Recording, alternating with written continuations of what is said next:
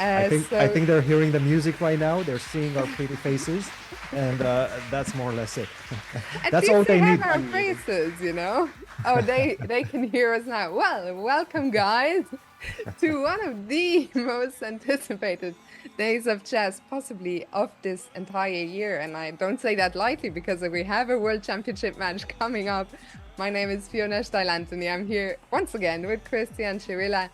And Christian, we can see Hikaru, that is the first match, but we will commentate both. So first, Hikaru against Alireza, and later on Magnus against Hans. How are you feeling ahead of this big, big day? I'm absolutely pumped. I'm excited for these two matchups. I think we have the best speed chess players on the planet in that building in Paris right now, and I think they're going to give us a spectacle. And of course, these two players, Alireza and Hikaru, have met so many times. They know each other so well.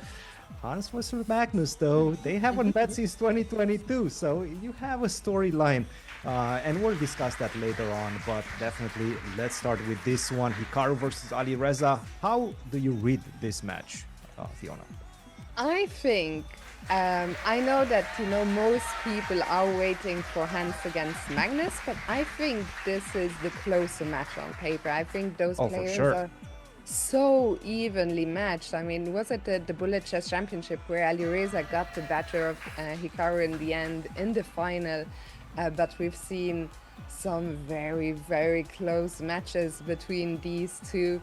Maybe let's remind our viewers of the format, because this is not the Bullet Champs anymore, it's the Speed Chess Champs. So we will start with 90 minutes of 5+1 Blitz, then 1 hour of 3+1, and finally half an hour of Bullet 1+1.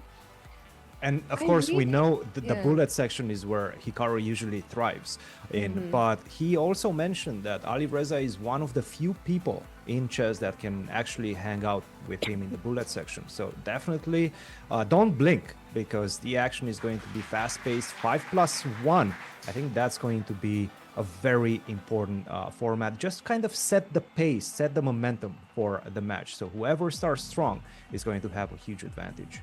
I completely agree with you. I mean, Bullet historically is Hikaru's turf, and in the 5+1 in Hikaru's last match, the one that qualified him for this Paris semifinals against Jan Nepomniachtchi, Hikaru was trailing by 3 points after the 5+1 section. He was able to more than make up for the deficit in Blitz. But I think in Bullet, today Hikaru cannot count on the Bullet portion to secure a match win. Alireza is up there with him. They are very closely matched. So I agree with you. I think getting off to a good start in the 5+1 will be very important. We see the players there. Well, we see Hikaru. He is ready to start, should start any moment. What's your prediction for this 5+1? Well, again, I think 5+1. I think all of the matchups, 3+1, 1+1, they're all going to be very close. I'm rooting for Hikaru. I think he has what it takes. And I saw his interview as well with Gotham Chess, and he felt confident, he felt ready, he felt at ease with his play and his form. And that's extremely important. You have to come with a lot of confidence in this one. And we're going to have to wait and see who's going to draw blood first. Yeah, I think that's going to be extremely important. Whoever wins the first game is going to set the pace for the remainder of the match. But of course, there's going to be ways to come back from that also. And they are off. The first game is on the way. Already a little surprise for you? Huge surprise. Yes, huge surprise. I expected Alireza to go G6 and potentially hint at the Grunfeld, but I did not see the F3 coming from Hikaru. This is a very aggressive approach, and he was mentioning that he trained a little bit in preparation for this match as well. So he definitely was expecting this one, because Alireza has been playing G6 setups in Classical as well, at the Sinquefield Cup and in the St. Louis Rapid and Blitz, where these two players met for the last time. Yeah, it's always interesting preparation for speed matches. I'm sure the players always have a primary opening that they want to rely on, but then they need to have to be able to adapt if an opening doesn't go their way. I think we've seen it time and time again, players just stubbornly sticking to their guns, and sometimes when it doesn't work, you just have to be ready to mix it up. What do you think of the position we are seeing here on the board? Very interesting stuff. Absolutely. I like this idea of knight to h3, and it's not very typical, obviously, to put the knight on the side, but in this case, you already have this square ready for the knight to jump to f2, and f2 is going to be a defensive, but also offensive square, because you can defend, stay close to the king, you're going to castle short, you're going to stay close to the king, but you can also jump into the offense when necessary, potentially, even with knight d1, knight e3, knight to c4 to get to that juicy square on c4, or you can just try to go to d3 to exchange a knight that is surely going to come on e5 for black. Queen to a5 and rook to a3, and as you can see, knight comes to e5, the knight reroutes to f2, and we'll see if he goes for knight to d3 to try to exchange the knight on e5 or just continues his development. Very interesting. What's going to happen with the king? Is that king gonna castle kingside, or can you get away with keeping the king in the center and maybe going for a kingside attack? No, I think he's going to castle. I think you need this this king castled, otherwise you're going to suffer the consequences on the e file. Rook e8 is coming, then I'm moving the knight away. This is a very typical Benoni type of structure.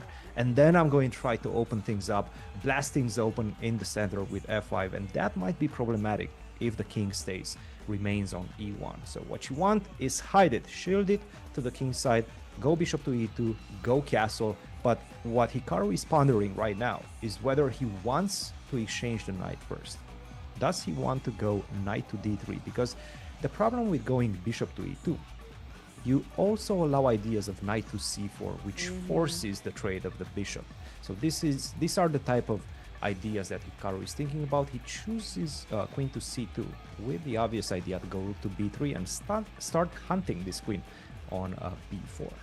Yeah, the queen, I mean, it's very interesting that the queen came all the way out into enemy territory, and now Alireza has a question to answer. I mean, rook b3 doesn't threaten to trap the queen yet. The queen can always go back to a5, but it is asking the queen, what did you come to do?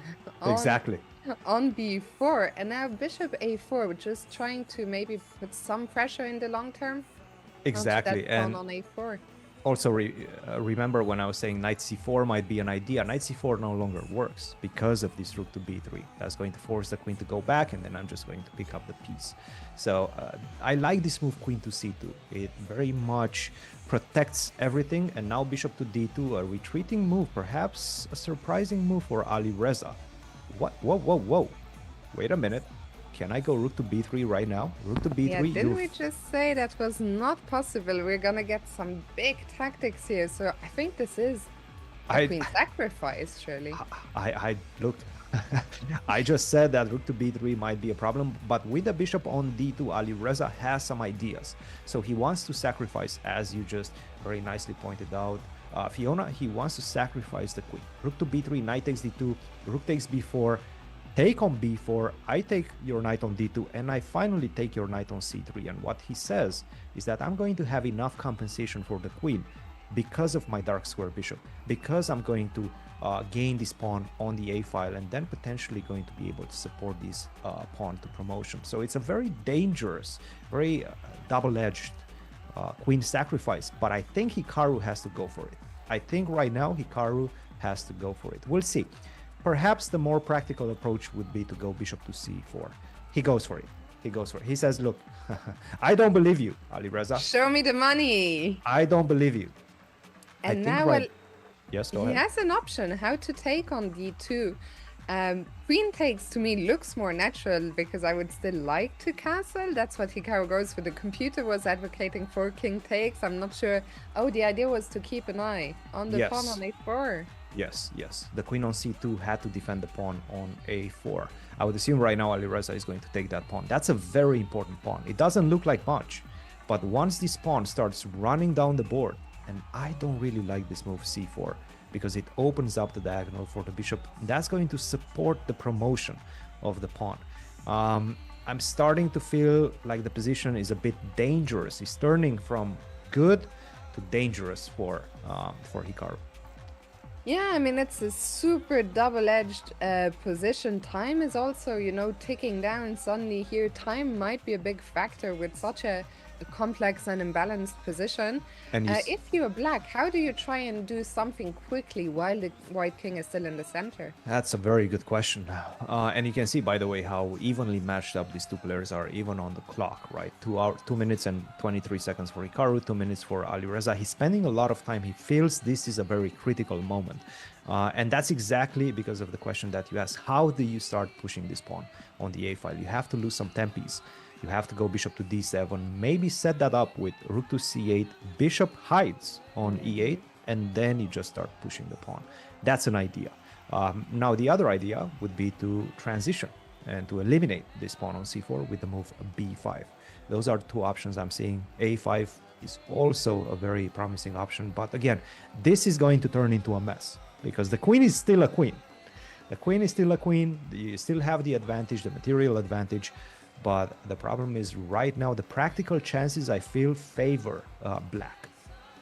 One point that I'm looking at in the black position is the point on d6, because we're talking about the passed a pawn. But if we can somehow eliminate the pawn on d6, suddenly Hikaru gets these central passed pawns. I'm looking at queen b4. That is the move Good that move. was just played. Great move.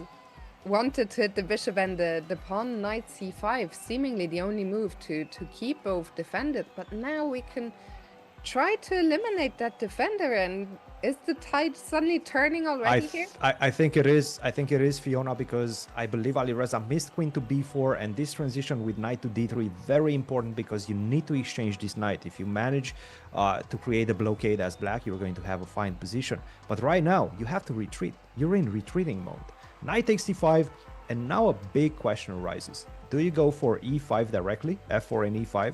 Don't spend any time taking this pawn on c5, and perhaps that's the best way to do things right now. Because if you do take on c5, rook to c8, but you're also losing this crucial tempo. I'm going to go a4, then the queen has to drop back, and then I go bishop to f8. So don't take on c5, bishop to e2 is his decision. I like this. I like this for Hikaru. I like it too. I have been looking at that king. I have also been looking at the rook on h1. We need to get that rook into the game at some point. Being up a queen is great, but we can play without that rook in the corner. So I imagine king either to f2 or d2. I guess, you know, the king doesn't need to castle any longer. I don't think there's any danger in the center, but where do Maybe you closer go to the center. Maybe closer to the center. I Yeah. kind of like this idea. Also, I really don't like getting checked, you know, with bishop to d4 in general. So I would probably go towards d2. And also, you do want to stay close to the pawn because at some point, who knows, maybe the king is going to turn into a good defender, a good blockader, perhaps. He goes for f2, which is fine as well. Again, this is Yeah, just I a matter think- of preference. If you're watching this in hello chat, we've been so busy we never even said hello to all you guys, but sometimes I think this is one of the spots where we should discard the automated question mark. I think maybe king d2 was a tiny bit better, but the Yes. king, suddenly it gets an exclam. It got a question mark for going to f2, but an exclam for going to g3. I would say that's not a deserved question mark. And to be honest, right now, there's huge pressure on Alireza because if he doesn't find a way to create something with the a pawn, I go f4, I go e5, d6. I'm pushing my pawns in the center like this, and you're going to be in huge, huge danger. And in fact, you know, what used to be the very important a pawn and the most dangerous pawn in the position, now my pawn on d5 is the most dangerous in the position. I go queen c6 and I start pushing. d6, let's go.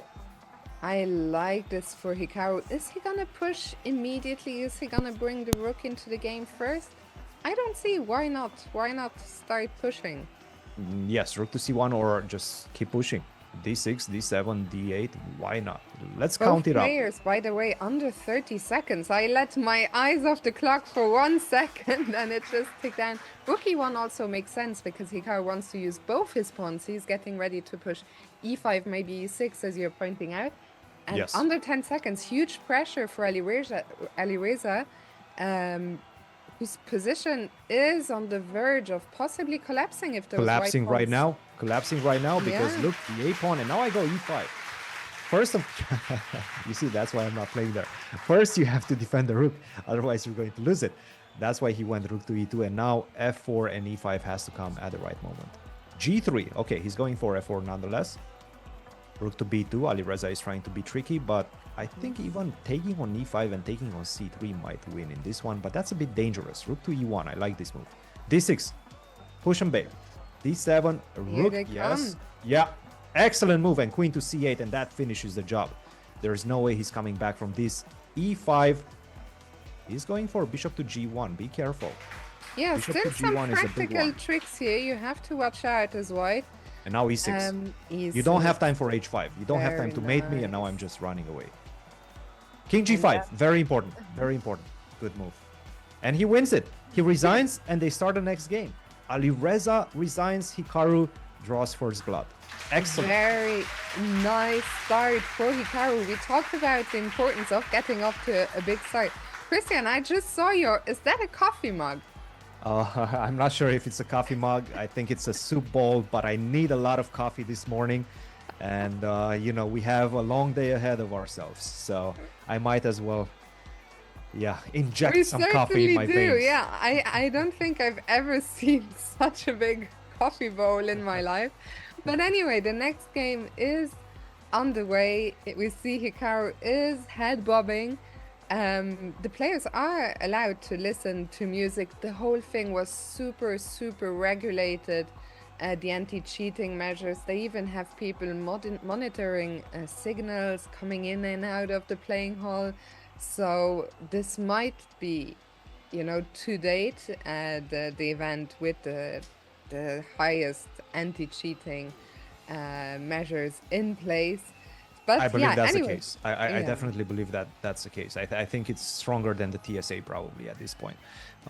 It's I'm not even kidding. I think there's some serious protection for the players, for the fans, and for the integrity of the event. So kudos to the organizers for that.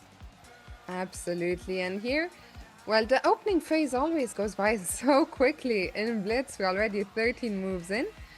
How do you like this opening for Hikaru? So obviously this is a very typical way of playing this one. The open Ruy Lopez. Actually, it's not really an open Ruy Lopez, but it kind of looks like one because you transition into this 97 d5 e5 type of structure, which we see it's occasionally in the open Ruy Lopez. I'm not sure about bishop takes f3, but I know Hikaru is very much aware, probably much more aware of where to put his pieces than I am, because he prepared this type of openings for the last classical events as well. He has a lot of experience in it. He played this knight e7 at the candidates as well, so he definitely knows what he's doing. Now, this is going to be a battle between the two bishops and the very nice control that white has on the light squares. But what I do have is a much better structure and a very nice outpost for my knight on f5. So I'm going to be able to at some point put the knight on f5, maybe create a stronghold with the move g6. And what we're going to see from Hikaru is a transition of this knight on c6, either to e6, either to c4, or maybe even to strengthen his body on f5 by playing backwards to e7. This is what I'm seeing as the middle game plans for the next few moves. And I have to say, I like it for Hikaru. I mean, it's early stages, but I always feel, you know, in Blitz, when you have these nice jumping around, it's always more tricky in practice to respond for the opponent. And Alireza goes for a4 immediately, asking a question. The pawn on b5 is under attack now. So yes. How are we going to deal with that? Probably b4 is my... that's my knee-jerk reaction in this type of situation. But again, b4, he might not like it from a strategical point of view, because especially once you go knight e2, let's say, and you support that with a5, now you've created even more weaknesses on the light squares. So imagine these pawns on b4 and a5. Now the bishop comes to d3, and I have all these beautiful squares that I can place my bishop on. So these are the type of strategical thoughts that Hikaru has. Castle! He says, take my pawn. Take my pawn. I dare you to take my pawn. And the thing is, you cannot actually take it, because I'm going to take on e5. And that's going to be a very good trade for black. So I like this move, castle. I like it too. One of the things, if I'm white here, I'm a little bit worried about my king. I don't think the king is going to be able to ever castle kingside with that pawn on h3 hanging. I don't know how you're going to orchestrate that. I doubt the king is gonna go queenside, so it looks like Alireza is planning to play with the king in the center of the board, and I wonder if there's any way for us to Sometimes you take actually hide it on advantage. G2. On G2. Sometimes you actually go king f1, you manually castle with king f1, king g2. Because you do have to somehow bring this rook to the attack, right? If you do plan on an attack against my king on g8, either with h4, h5, or maybe at the right moment with f5. Predicted that move h4. Now, Hikaru has a big option. He can immediately stop that with the move h5, which he didn't. I guess knight to b4. He really wants to get rid of that bishop.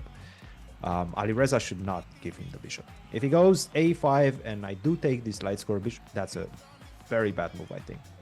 Strategically, I don't think this is a good idea. I thought that he's going to take, but I guess Hikaru decides to allow that bishop to stay alive.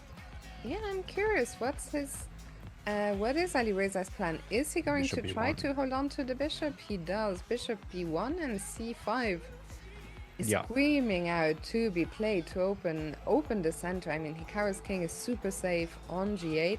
So what you really want to do, even though it is your opponent who has the bishop here, I think Hikaru's pieces would also be happy here for some lines and some files to open.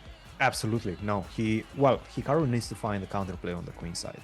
C5 has to be played at the right moment. You can also start with the move rook to d8 because you want to meet c5, d takes c5 with an immediate d4. And that's why he plays this rook on d8. Now, what Alireza is probably going to do, well, if he's ambitious, he's going to go h5 and try to checkmate. If he's not, knight to e2 and perhaps the more practical approach, try to stop d4 after c5, d takes c5. c5, you have to go for it. Lash out, Hikaru. Let's go. It is time. It is now or never. We see Hikaru deep in fourth down, c5 on the board. I mean, of course, we're only 2 games in. It's very early doors, but Hikaru is looking sharp to me. He's also dressed sharp. You know, it takes a lot. Alireza, let's not forget, he is on his home turf. He lives in Paris, but it looks like Hikaru is ready to take him on. Now, if you're white, how do you react to the pawn push? That's a very good question because d takes c5, sure you want to play it, but you know that d takes c5 comes with very intriguing consequences. First of all, what you have to calculate, and calculate precisely, because if you don't, you're losing. After d takes c5, what if I just simply go d4? You cannot take, I think, with the knight, because then the knight just simply drops back to c6, and you're on a pin on the d file. That's why we're not seeing d takes c5. So rook to a3. Alireza probably thought well about this one. By the way, Fiona, I want to point out the fact that Hikaru right now is very much up on time. Up around 40 seconds or so. Which That's- in this time that's a huge control is margin. significant, absolutely. And I think once again, it is another reason why it's so important to get off to a good start. It's also, you know, for confidence reasons. You immediately, in a match that is as close as this, you immediately put the pressure on your opponent. But Hikaru is investing some time here. How to meet rook a3? I mean, such a... You know, with this tension in the center, it's not easy to make decisions. When do you block? When do you open? When do you take? When do you let your opponent take? Making all these decisions with 1.5 minutes on the clock, not an easy task. It's very difficult. It's very Even difficult. for the best in the world. I do like this move, knight to c6. h5, okay, wait a minute. h5, yes, b4, that's a very good move because you want to kick that rook away. This rook to a3, if it manages to swing on g3, I mean, this is going to be game over for the king on g8. So very good move by Hikaru. This b4 rook to a1. Force the rook back. Now it's going to be very difficult for this rook. You remember when we were discussing king f1, king g2, and then somehow find a way to swing the rook on the other side. You don't have a way to swing the rook right now. So it's going to take you forever. And in the meantime, I'm going to break you in the center. So I really like this move b4. I think this is a move that Alireza missed. I'm still curious. If I'm black, I would be kind of tempted to play c4 and just, you know, close that center, but Knight f5, a Yes. move you talked about a long time ago, is also, I think, a natural option. But the main thing is to see a move soon. Hikaru down to just C5 35 follow seconds. by a B3 in tomb this bishop on B1. That's going to be a dead bishop on a B1. And if that bishop is dead, the rook is dead as well. So I kind of like your plan of C4, B3. It's a big decision though, because once you play C4, all your counterplay in the center disappears. So Hikaru goes for the other option, Knight f5. Take. Okay, if you don't have the light square bishop, I feel the attack is going to be extremely difficult to conduct for white. So I think this is a good transition for Hikaru. What I'm not liking is his time right now. 17 seconds against 44. Definitely, it feels like Alireza perhaps is a bit more comfortable with the position. And I think And it looks like in this moment, yeah, Knight e4, it's Zwischenzug and intermezzo. Hikaru is not in time to take on e3 because of the fork on f6. And nice wow, move. Nice things move. are about to blow wide open here. That's right. That's right. I think right now you have to sacrifice the piece. You take on f6, take on e3, and then who knows? You're going to pray at that point because you don't have time to think, you don't have time to calculate. You just pray that it works. I think time is likely going to decide this game. I mean, I refuse to believe this will turn into some kind of endgame or something. Queen d5, h6. I mean, if you're black...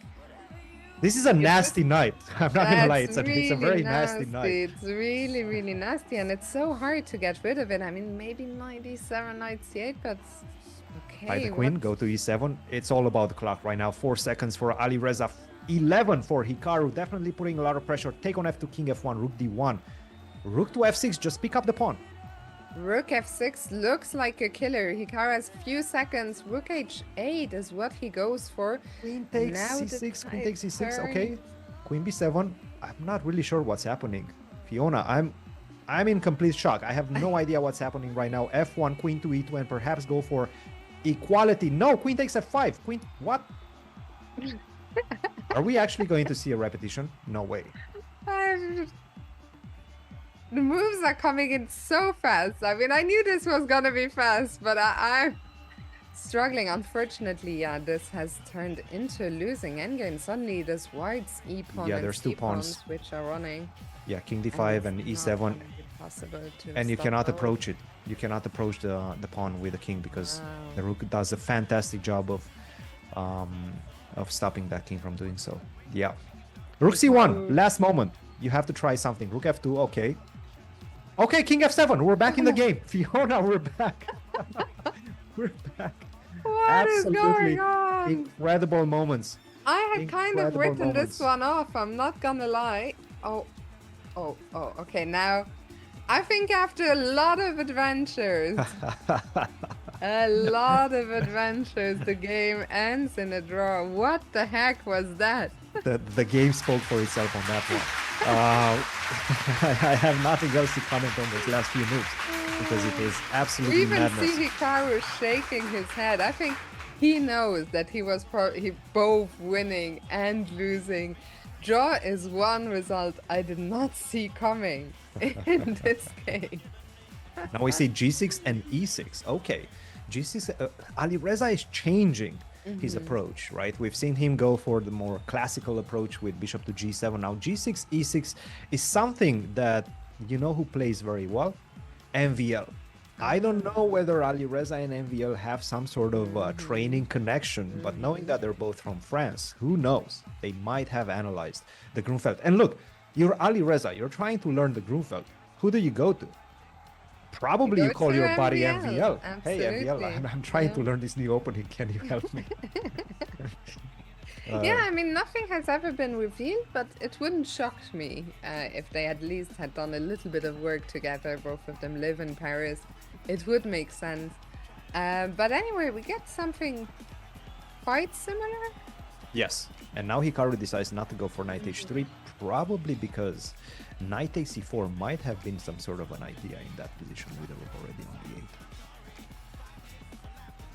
So Knight g3. where did Alireza last time he tried some queen a5, queen b4? I doubt he will be repeating that. That didn't seem to work out too well for him. No, and this is a very different setup for white, because right now you're not focusing that much on defense with the knight coming to f2, but rather on offense. And what I'm thinking about when I'm saying offense, I'm thinking about the pawn sacrifice. After, let's say, bishop e2, I go castle, then I go f4, and then I'm going to, at the right moment, strike in the center. Sacrifice a pawn with e5, you take it, and then I pass. And this knight on g4, g3, excuse me, is going to be ready to support the pawn, but also jump in the center. So this is more of an active, more dynamic approach by Hikaru. And now we see bishop e2, that king is probably going to castle next. And I always find it tricky for black. I mean, what is the big plan for black? Okay, Alireza answers that with some immediate action on the queen side. You have to do it. And you have to do it before I castle, because with the queen on a5, b5 with the castle on, with the rook protected on a1, wouldn't work. So that's what Alireza is doing. But to be honest, I think Hikaru still knows what he's doing. He probably analyzed this deeply. I think this is still somewhat his preparation. Yeah, and if not, go ahead. I'm sorry, no, you go ahead. I was just gonna say that he's played this very, very quickly.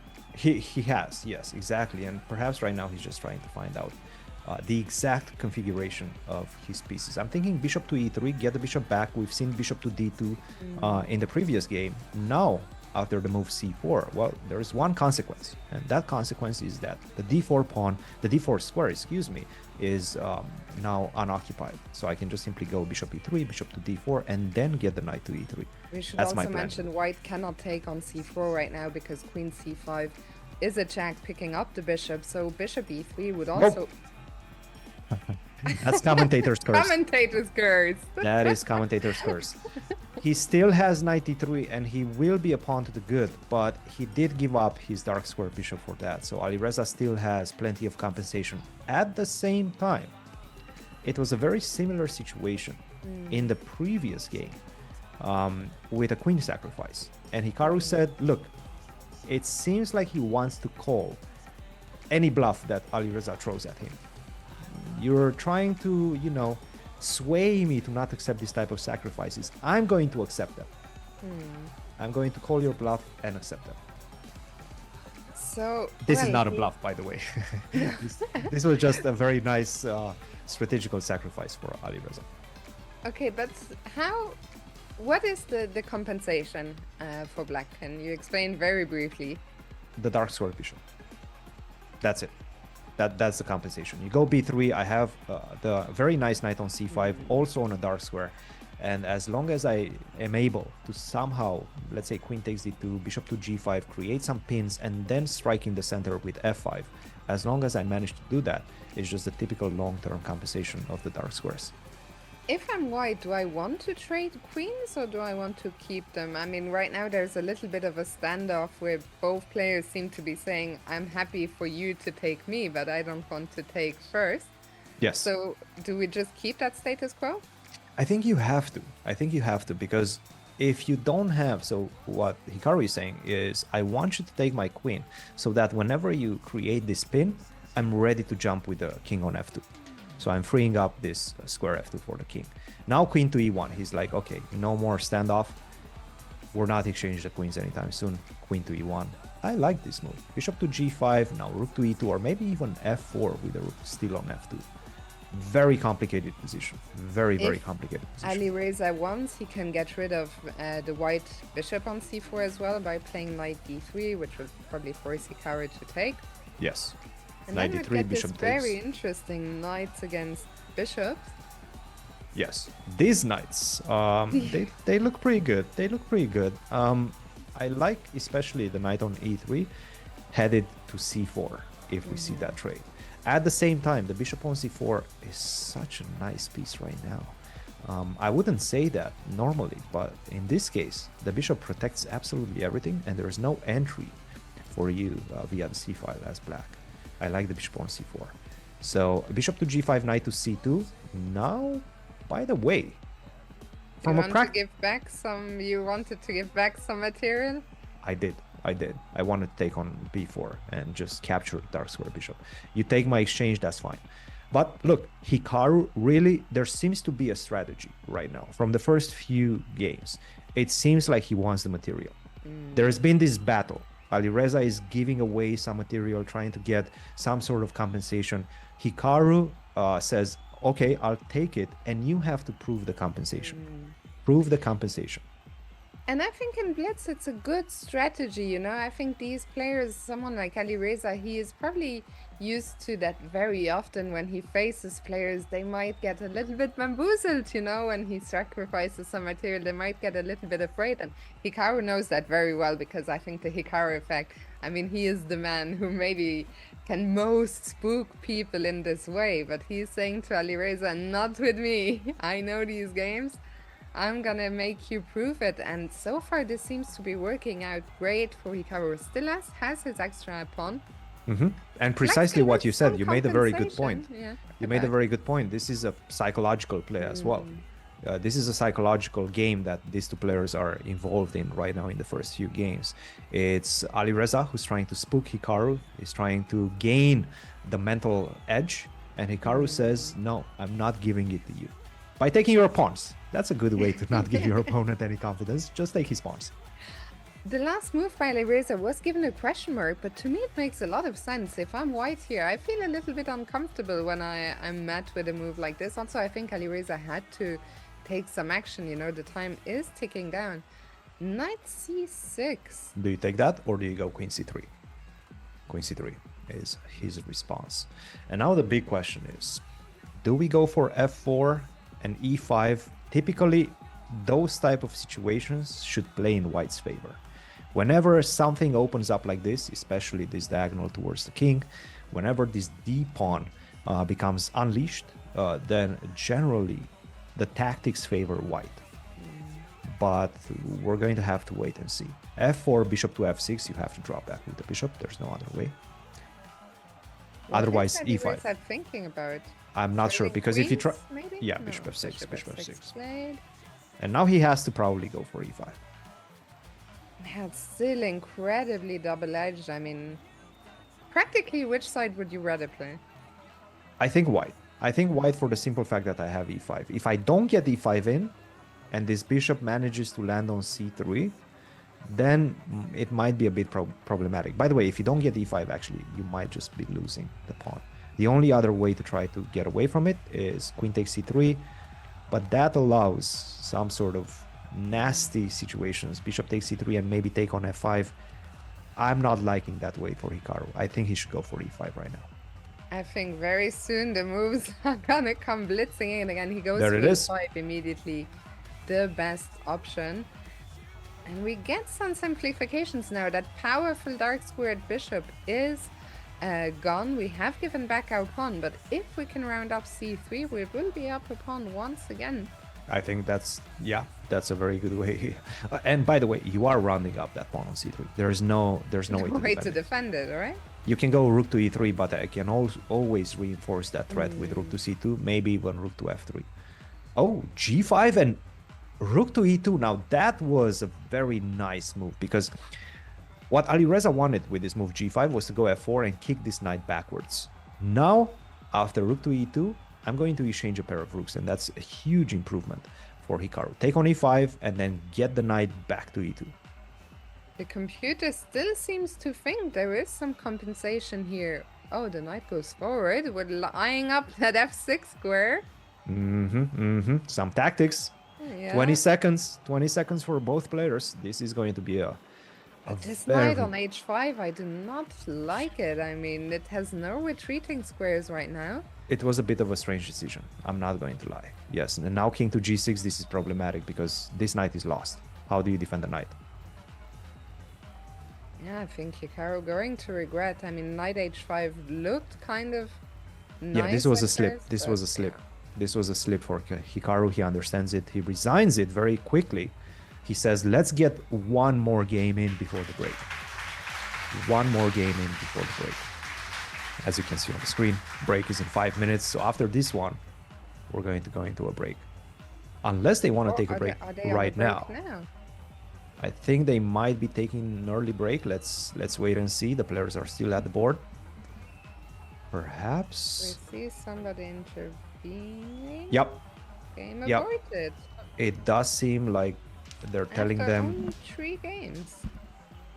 I think it's 4, right? We had 2 draws, 1 win each. Didn't we just have 1 draw? I don't know. You might be right, Fiona. You might actually be right. I don't know. I remember that game I think they only played 3 games, yeah. 1 draw and 1 win each. I think it's currently tied 1.5, 1.5. You're probably very much right. Yes. You're right. Look, the games have been completely crazy. I know. So. And we're only 3 games in. I mean, we're going to be seeing so many games today. It felt I've lived a couple of lives, in between. In between these games. Yeah. Okay, I think we're gonna take a very, very quick break, guys. We'll be back in just 3-4 minutes for the rest of the 5+1 action, so we'll see you then. Welcome back, everyone, to the first semi-final of the SCC. Hikaru against Alireza. The 5+1 portion after 3 games is tied 1.5 apiece. Christian, the players went for an early break, which means we still have 55 minutes on the game clock now. What do you make of the start of the match?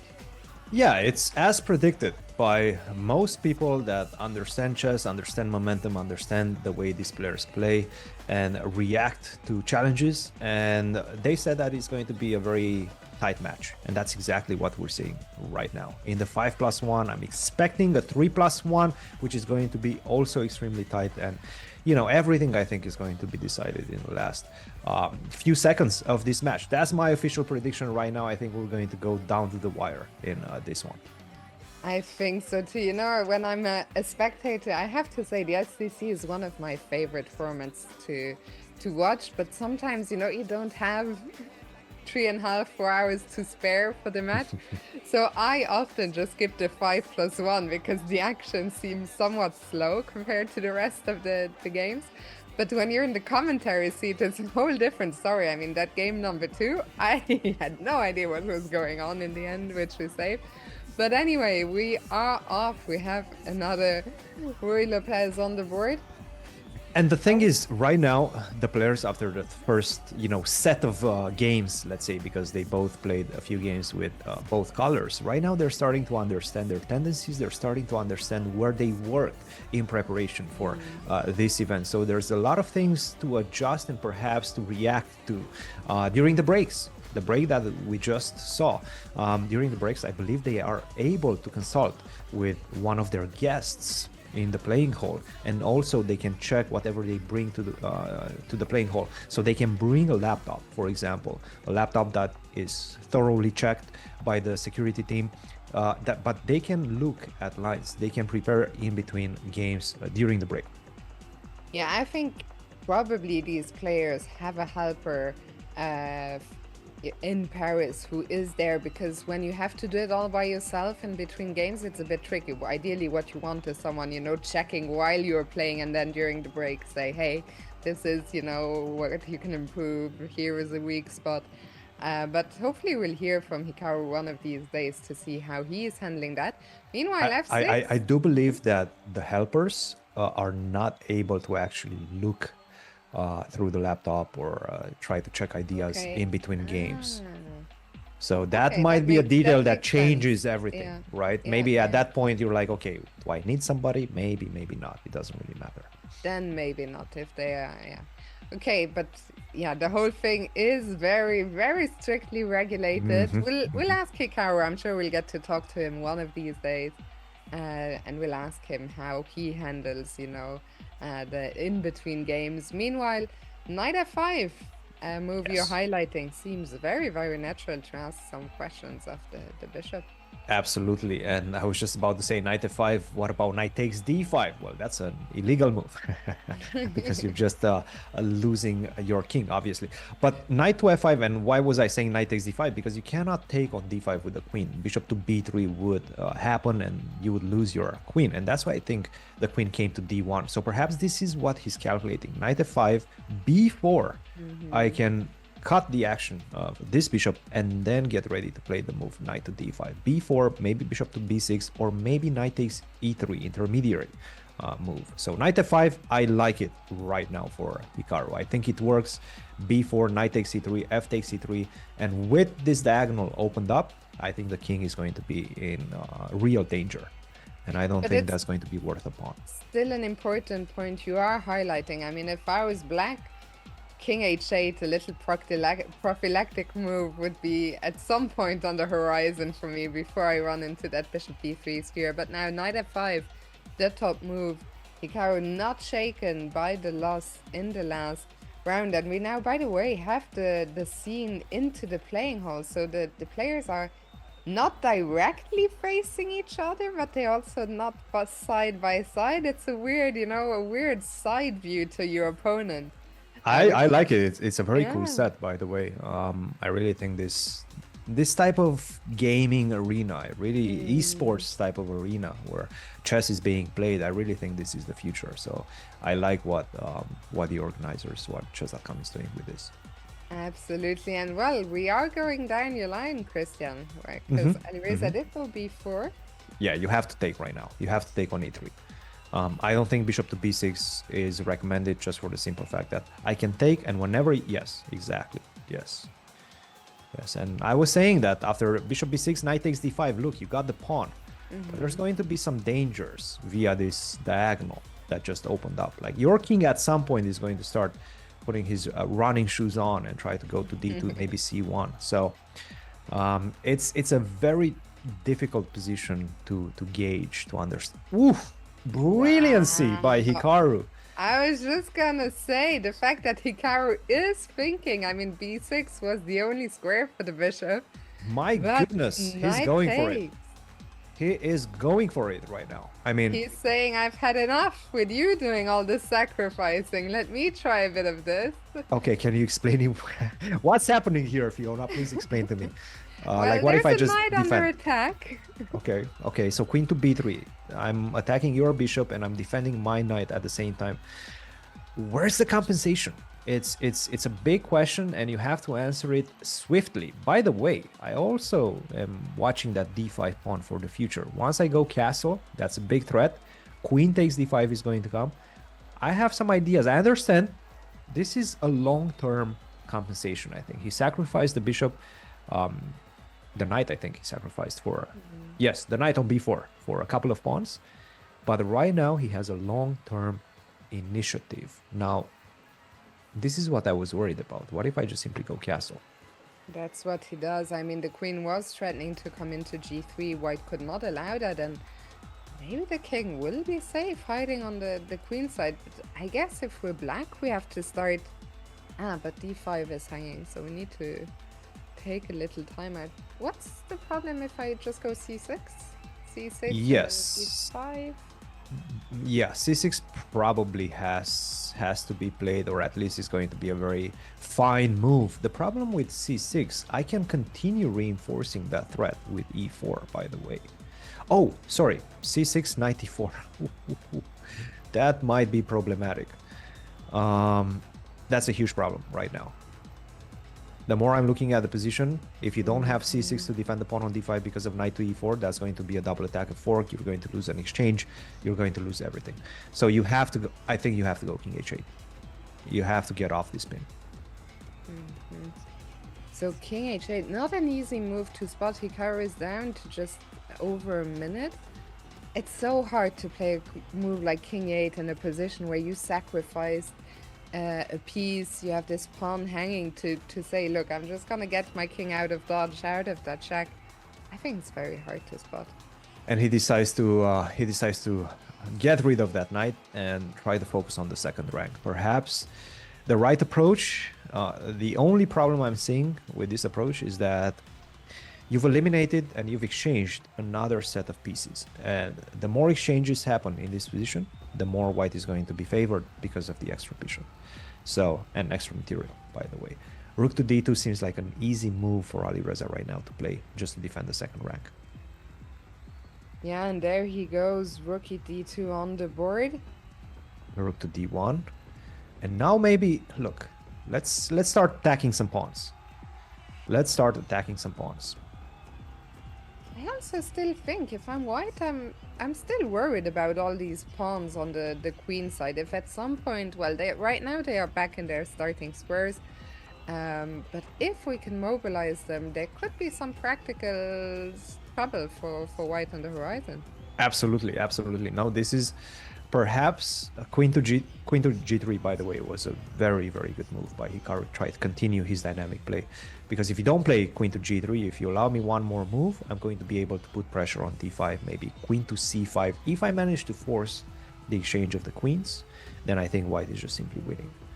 You need to keep the queens on the board to maintain some sort of dynamic play in the position. And maybe just now take a timeout to play c6. Make sure everything is defended. White is threatening, I think, to take on f2 and then take on c7. We can't allow that. Yes.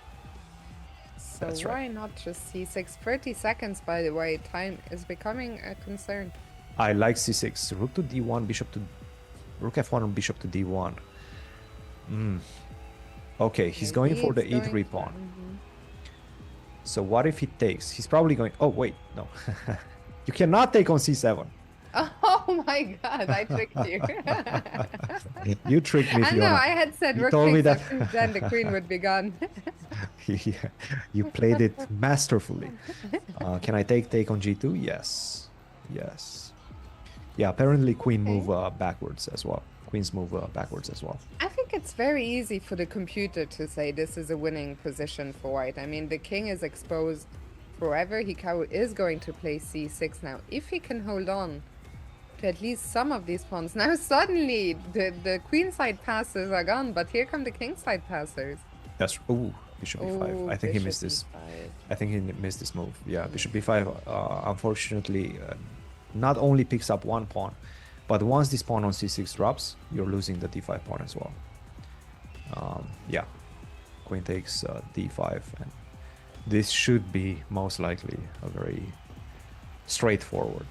Yeah, unless he can swindle some perpetual check. I mean, objectively, the position is lost. He will keep fighting, but yeah, this is not looking good. The king also. I think he's going to resign. I think he's actually going to resign because he knows the clock is very important as well. The remaining clock right now is highly important because... Oh, wait, no, he did play a move. So the clock went to 0 and then he played the move. Some lag or... We are getting some lag. Yeah, right now we're getting a lot of moves. So Hikaru is still alive, but the white pawns are making more progress right now. Yes. Yes, d6, d7 seem to be like the right approach for Alireza right now. The one thing that he needs to worry about is some sort of perpetual in the position. Maybe some sort of g4 at the right moment. Bishop to d3. Yes, and now it's just a mate. Okay, so Alireza takes the lead for the first time.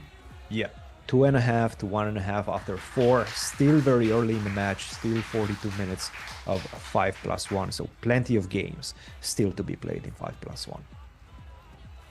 Actually, if you think about it, maybe not that many games, right? No, we should be at the halfway. I mean, maybe only 4 more. Perhaps, maybe even 3. You might not even make it to 4, depending on how long those games last, right? Absolutely. Meanwhile, Hikaru mixes it up. He goes to 1 e4.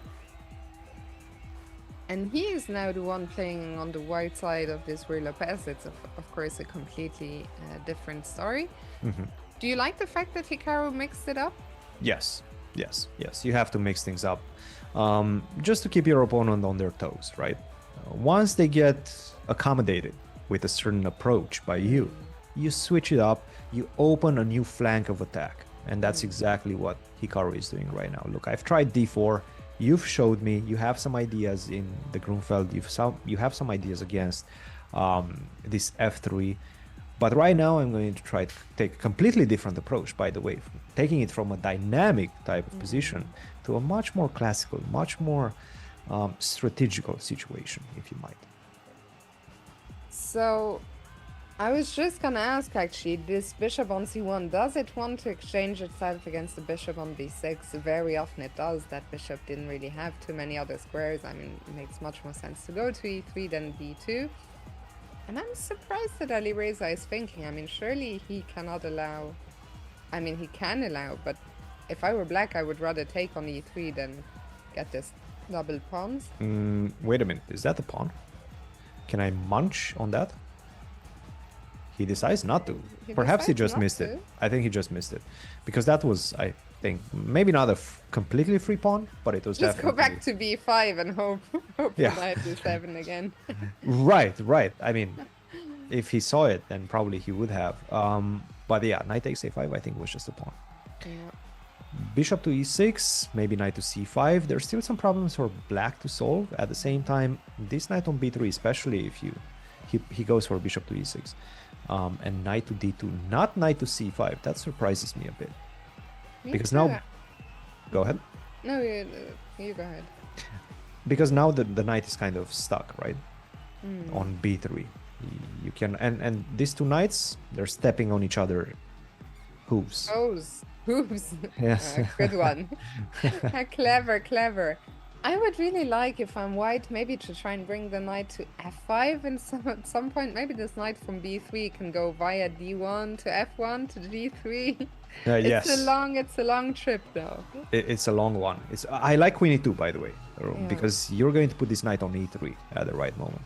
Maybe that knight can go to f5. Maybe that makes more sense, and the other can replace it on c4. Yes, knight e3, maybe knight to f5. And I like the fact that... Go ahead. It's a very position. I think it's the most maneuvering of the games we've seen so far. We've seen a lot of bloodbaths, lots of sacrifices. But here, this is going to be about who can jump around with the knights better, who can create something. I mean, this should just be a draw, right? Even materials, symmetrical pawn structure. But if you had to pick a side, would you rather play white or black? I'm not sure. I think right now, black, probably for the simple fact that I can go knight to c5. Right now we have, once again, a reinforcement of how much time we have on the clock. It's 40 minutes, and we definitely know it's 40 minutes. The clock is very important. Yep, clock. That's right. That's... I can't even tell if we're being trolled or what's going on. Yep. The clock is highly important. I mean, look, we haven't... Let's just put it this way. Black hasn't moved yet. Now Guys, we're just to see... testing your visualization. I'm sure we so, get the board back. So please let us know how much time we have left on the clock. Sorry about that. Queen to d7. Wait a minute. Wait a minute right now. What if I just take on d7? If you take with this knight, I can go b4, and that's going to force a passed pawn on the a file. If you take with the other knight, and that's probably what Alireza is planning to do, then I can start thinking about ideas of knight to d5.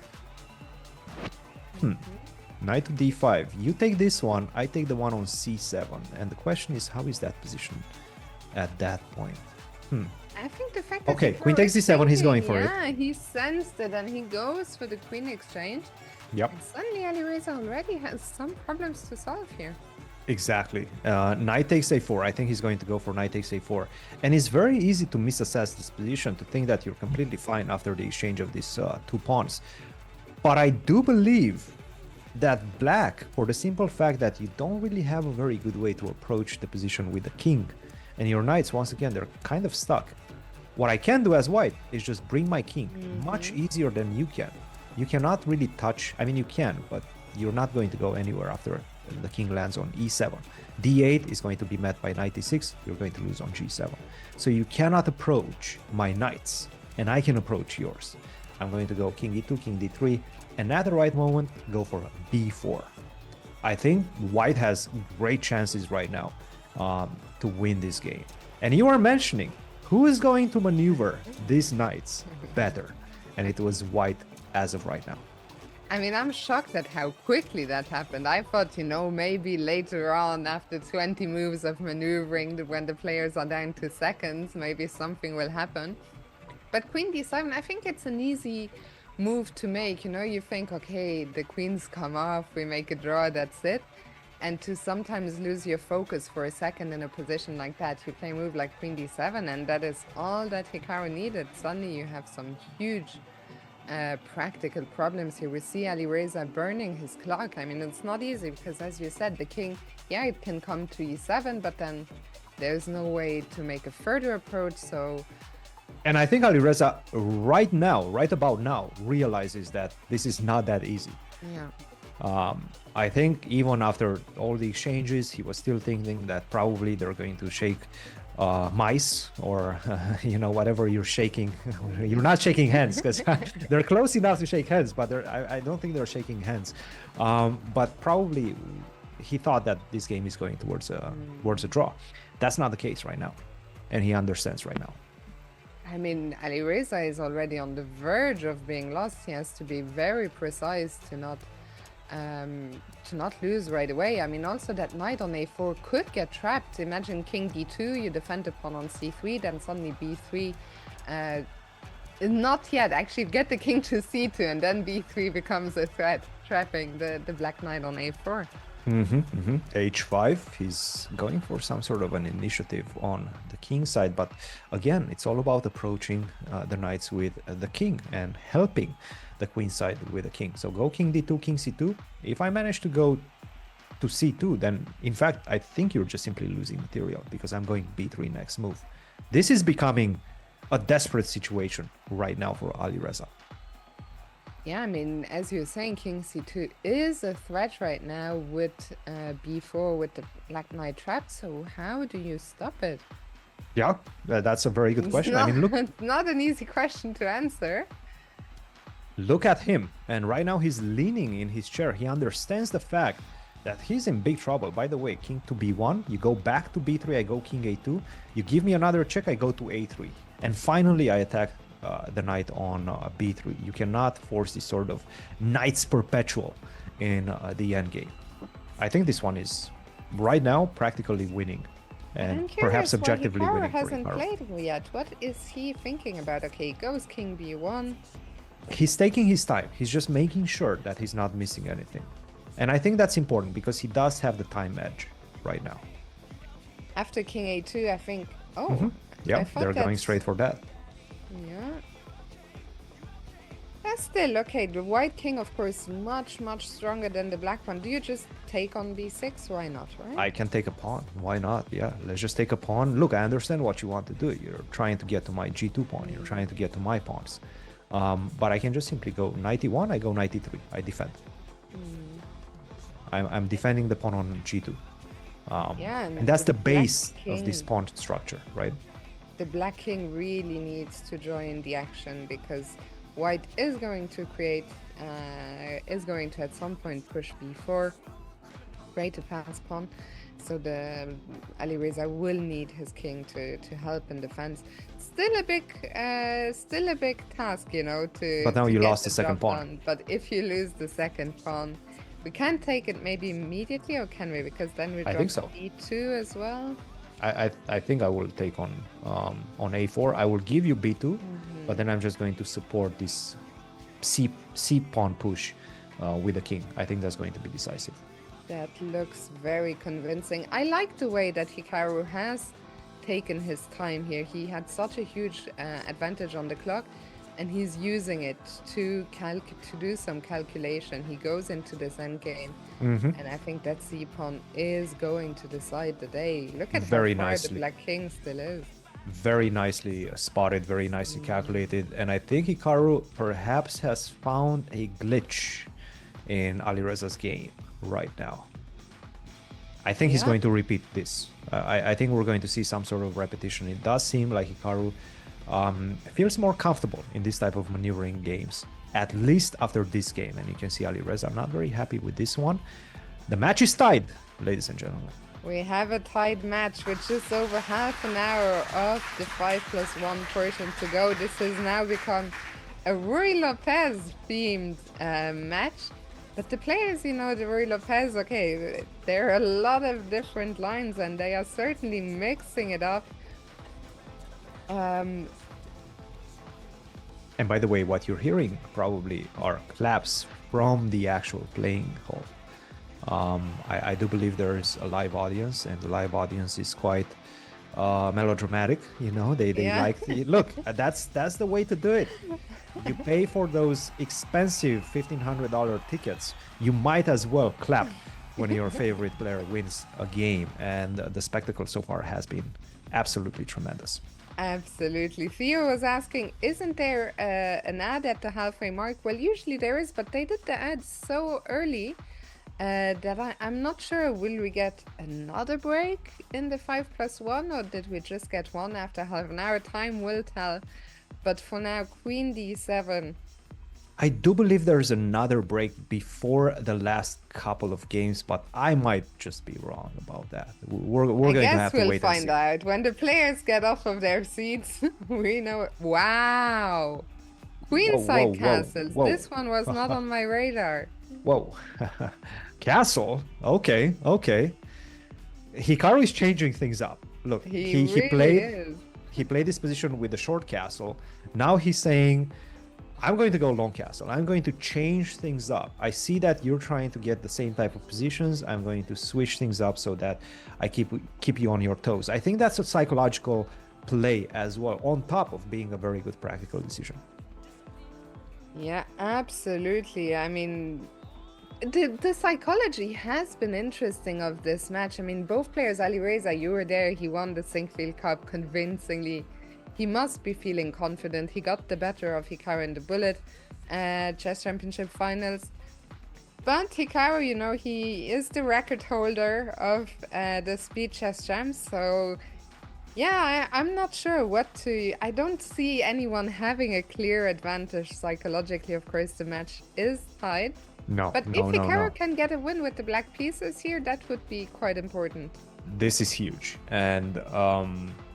the last game that saw this type of early development in the opening, that went Alireza's way.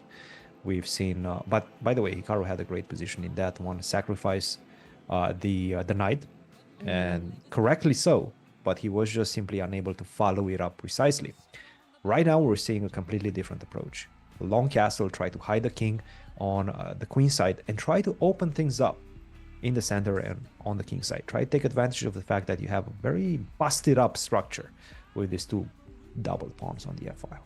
The pawn on f6 is hanging right now, but if you're right, I guess that's not a pawn you want to take. You will not be able to hold on to f6, and you will open the e file. I mean, taking on f6, not recommended here. No, but what do don't you take do? on f6. What do you do instead?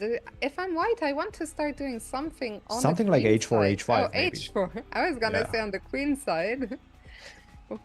Yes. But the thing is, whenever you do something on the queen side, you're always leaving something behind. For example, if you go a4, then I go knight b4. You're giving me the square for the knight. So then I can start hunting the bishop on d3. That's one thing you're giving me. But I understand the tendency, I understand the instinct of trying to open things up on the side where my king is. And it makes a lot of sense. Alireza, I mean, wow, look at the time difference, 2 minutes between the two players. How did that happen? I was just saying, again, commentators first. I was saying, that is not a pawn you want to take. Look, I have to side with you on this one. There's no commentator's curse on this one, because this was a very bad transition right now for Alireza. Your remaining two minor pieces are really bad. The bishop on e3 is like a pawn. Sure, it defends the king for the moment, but still, it's like a pawn. If I manage to transition this knight to c4, maybe even via d3, I have ideas in the position, I have an open file, and I can always reclaim the material balance with queen takes f6. Hikaru decides to do that right away. Alireza will be banking on some counterplay on the queen side. There he goes, attacking the pawn on b5, and actually... how do we defend that? Do we have to go and... Maybe you don't even have to defend it. Maybe you don't even have to defend it. You're a brave man. Well, the thing is, I indirectly defend it. Now, if you take on b5, I take on d4. And one of your remaining pieces is going to be pinned on the e file. So, yeah, rook to e8. I think this is a very nice find. Alireza has to go king to f1, get off this pin. And he does find king f1, and I mean, I like black still, but it's very double-edged. I'm a bit afraid about some, rook a1, the queen coming into a6. Yep, no, the king is still... Look, there's some danger. There's some danger in the position. And what Alireza gained after this exchange of the e and the f pawn is a potential square on e5. A very powerful square on e5. Knight to c6. But what happens? I mean, this rook a1 move, I've been talking about this whole time. He's trying to stop it with knight a5 and try to get the knight to c4. Okay. I think this is his idea. Nevertheless, knight a5, rook a1, maybe queen b5. It seems like there's some tension, right, in the position, and perhaps it's in Alireza's favor, but I'm looking at the clock. 1 minute right now for Alireza against 3 minutes and 25. This is a huge time edge right now. Big opportunity for Hikaru to try to squeeze a victory in this important matchup. The question is, can he use that time advantage? What about knight a5 now then? You were talking about knight a5, bring the knight to c4. Okay, didn't we just he goes back and forth? He's going back. Yeah, I'm not sure about this. 5. I'm not sure about this. I really don't like what Hikaru just did. Look, he's trying to go towards e4. He's trying to find his own square for the knight. But right now, knight d6 doesn't work because you lose the d5 pawn, which is a tremendous pawn. Yeah, Hikaru is not happy right now. I think he missed the fact that after rook takes c5, you're not forced to correct your pawns with f takes c5, but you can also take with a d pawn. F takes c5 would just lose because of knight d3. You're in a pin. You cannot recapture back. But I can just simply recapture with the d pawn. Yeah, this was not good. This was not a good transition. Still up on the clock. And the position is not terrifying yet. But definitely yet, but it could become terrifying pretty quickly. I mean, the pawn on b4 is also under attack, and if that falls, then the white knight can at some point jump to c3 and also join, the proceedings on the queen side. It's such a tough spot now for Hikaru. The computer still wants him to take on e5, but not I think he has to take. I think he has to go for it, force d takes e5, and then just try to squeeze in maybe a d4. But also with the queen on e6, I'm starting to see some potential for an attack against the white king as well. Nevertheless, ooh, look at fate. I don't like this move. I like it from the simple fact that I'm keeping more pieces on the board, and with very low time on the clock, Alireza is going to find it very difficult to find the most precise moves. At the same time, we know how strong Alireza is with low time on the clock. So, yeah, Hikaru knows full well that Alireza is not a player against whom he can, lightly make a suboptimal move, which I'm sure the players all do sometimes, but you have to pick the right moment, to keep the tension, to use. But Alireza down to 20 seconds. I mean, this is getting very messy. It is, and I like g5 from Hikaru. I really like opening things up. By the way, you cannot take on g5, you get checkmated. Knight takes c3, rook takes c3, queen takes f2, and that's why he plays the rook on f8 to support this attack on the potentially opening f-file. Queen to b5. Alireza really likes that square, and for a good reason. It attacks d5, but also keeps an eye on the c6 square. So the queen on b5 perfectly placed. Now, what do you do next? Do you go c6? Do you just try to kick the queen away? I was thinking about c6. I mean, it's tempting from the perspective of, securing the d5 pawn, but then you lose the protection on the bishop on b6. I would be He's very going for the mate. He's going for the mate. 13 seconds. 10 seconds, Alireza. 10 seconds. 8. My goodness. King to e1 with 7 seconds on the clock. Just runs. Does white have a threat? I mean, if I do something like take on h2, just I don't think you can take that. I don't think you can take that. I really feel queen c6, rook a1, it might be problematic. Knight takes e3, okay. F takes c3. Let's take on f4 as well. Let's try to put some pressure. He's probably going to take back My guess is that he's going to take with a e-pawn. Really, I thought he was okay. That's what we see on the board. Can he An exchange Hikaru sacrifice. Okay, exchange sacrifice right now. Queen takes d4. But how do you stop the mate on a8? That's a very good question, Fiona. That's a very, very good Well, question. okay, we have to swap queens, I guess.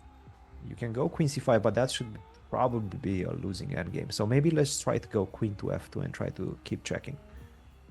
Because once you put the king on the a file, that gives me an extra move, That right? is true, yeah. So let's just try to go for queen to f2. By the way, Alireza has 2 seconds and 2.9 seconds on the clock. I don't like this decision. No, I'm not happy with this decision. Because now you make things easier for Alireza. Yeah, he is gonna be able to build up some time. We're just down in exchange in the endgame, 2 pawns each. Rook to d2, There was, okay. yeah, okay, there was that okay. check and rook a8. Okay, the moves are coming in fast again. Yes. Okay, Hikaru will just have to defend passively here and see. I mean, Alireza slipped up once in a winning endgame, so It's not an easy No. position, by the way. No. It's not an easy way, an easy position to win this one for white. King d7. Material is very limited. Look, if I manage to exchange these pawns, it's a draw. The h pawn. If I manage to exchange the h pawns, it's a draw. So that's what Hikaru is aiming for right now.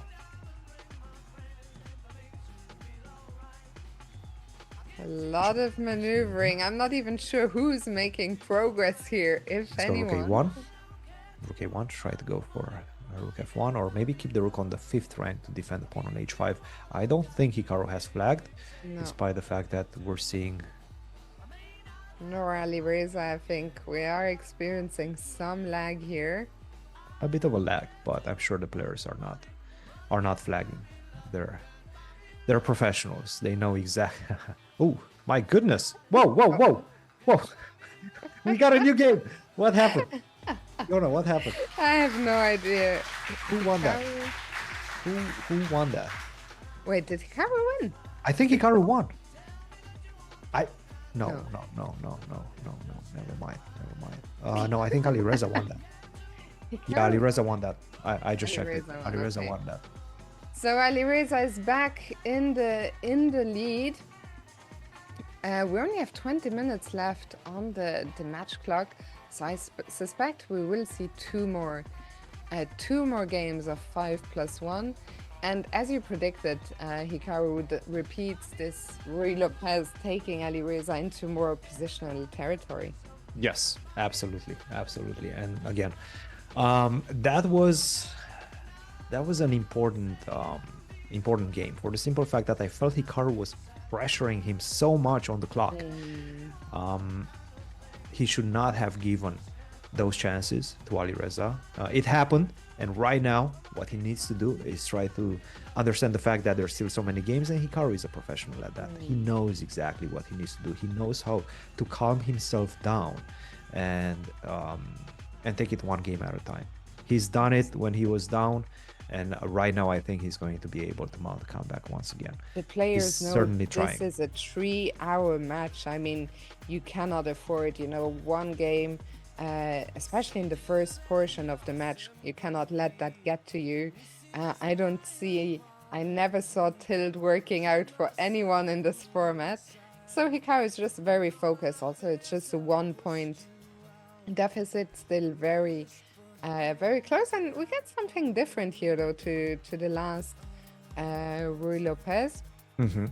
We see this c4 idea for Hikaru, try to take full control of the center, and now we see this type of, let's say, Marazzi bind type of structures, with the e4 and c4 pawns. Black is going to try to go d5 at the right moment. Of course, Black has to be careful, because whenever you go d5, I'm going to stop you with the move e5. These are the type of discussions that are happening on the board right now. Knight to d7, perhaps let's start maneuvering the knights. Knight to f1, knight to g3, maybe knight to e3 as well. So we see both players maneuvering their knights. The black knight has landed on a central outpost on e5, knight g3. And then what? Knight f5? And then long term put some pressure on d6? Or what's the plan? I think that's probably what he's gunning for right now. So bishop to a b6. That's probably a good move. That's a double-edged from a strategical point of view. You are getting rid, in case of an exchange, of the very strong dark square bishop, but at the same time you're weakening the support of the d6 pawn, which is your big weakness as black in this position. Rook to e3, tremendous move, defending the knight on f3. Right now, if you take, I get to take with the queen, and then I place the rook behind the queen. That's going to reinforce the attack on d6. Queen to f6. How do you feel about the position, Fiona? Yeah, I don't know. It's very sharp. I had been looking, why can't I take on d6? And then I noticed, oh, knight takes f3 and the rook is hanging on a1, so keep an eye out on the rook on a1. You can't get greedy, so Hikaru goes knight e4. I like white, I have to say. I always feel okay once the knight lands on f5, but then again, black knight lands on f4. Very, very tricky. It's a very tricky position. It's a battle of the knights, a battle of the outposts, right? Which one is more dangerous? My outpost as black on f4 or the outpost on f5 for white, right? The question is, this bishop on e6, it feels slightly better than the bishop on c2 for the simple fact that I can, at the right moment, sacrifices on h3 and maybe get to the king. I like this last move. This is a tremendous last move. Knight to e2, try to eliminate one of the knights. Yeah, I mean, also the knight on e5, I have to say, is quite annoying. That knight controls a lot of squares. It's not easy to kick that knight out. I also don't like the fact that that rook is still on a1. I'm always worried, you know, I'm going to move my queen out and suddenly I forget the rook is hanging. So I would like to move that rook away when I get the chance. Absolutely. Are there more pressing concerns here? Can we do something on the king side? I mean, rook f3? a4, trying to relieve some pressure. Rook to a5, that's a good move by Alireza, trying to swing that rook. That was not really doing much on a8. Finally, it's getting a purpose, and that is to swing to the g file and create some very nasty threats against the king. Rook to g5, it's time to try to find a way to exchange some pieces, right? It feels there's too much tension in the position right now. There's too many pieces swarming around my king. I need to exchange some pieces. Which is not easy, though. Perhaps I mean, take on f4, and just go back. Maybe Actually, that's the way I to like do it. that suggestion, because I was thinking, I was agreeing with you about wanting to exchange, but I wasn't sure how to do it, but I like that plan of just take on f4. Hikaru is investing quite a bit of time here. I'm curious what his move is going to be. What about rook f3, trying to pin the knight on f4? Absolutely. An option as well. Rook f3, rook to g5, and this is such a crucial moment right now. Rook to g3, h5. Perhaps a missed opportunity. We're not particularly sure why. Nevertheless, still the pressure right now is lying on Hikaru's shoulders for the simple fact that the king is a bit exposed. The king on g1. There's too many pieces flying around it. So I'm feeling the pressure for Hikaru right now. He needs to find a way to relieve some of that. And the problem is right now, knight e2 doesn't work anymore, because knight takes e2, queen takes e2, and as you just pointed out many moves ago, the rook on a1 would be unprotected. Yeah, I mean, I realized a bit too late that I couldn't actually move the rook before playing a4 because the pawn on a2 was under attack. So it's just, the problem is it's taking a bit too much time right now for Hikaru to untangle. So we still need to, you know, get that rook out of the way before we can play knight e2. I think we're going to see rook g5. Yeah, Alireza needs to also play with, you know, play dynamically before the initiative escapes him. Yes, precisely so. And he only has 2 minutes to try to figure things out. Both of these players actually very closely in match time right now. 1 minute 40 against 1 minute 40. Wow. Bishop.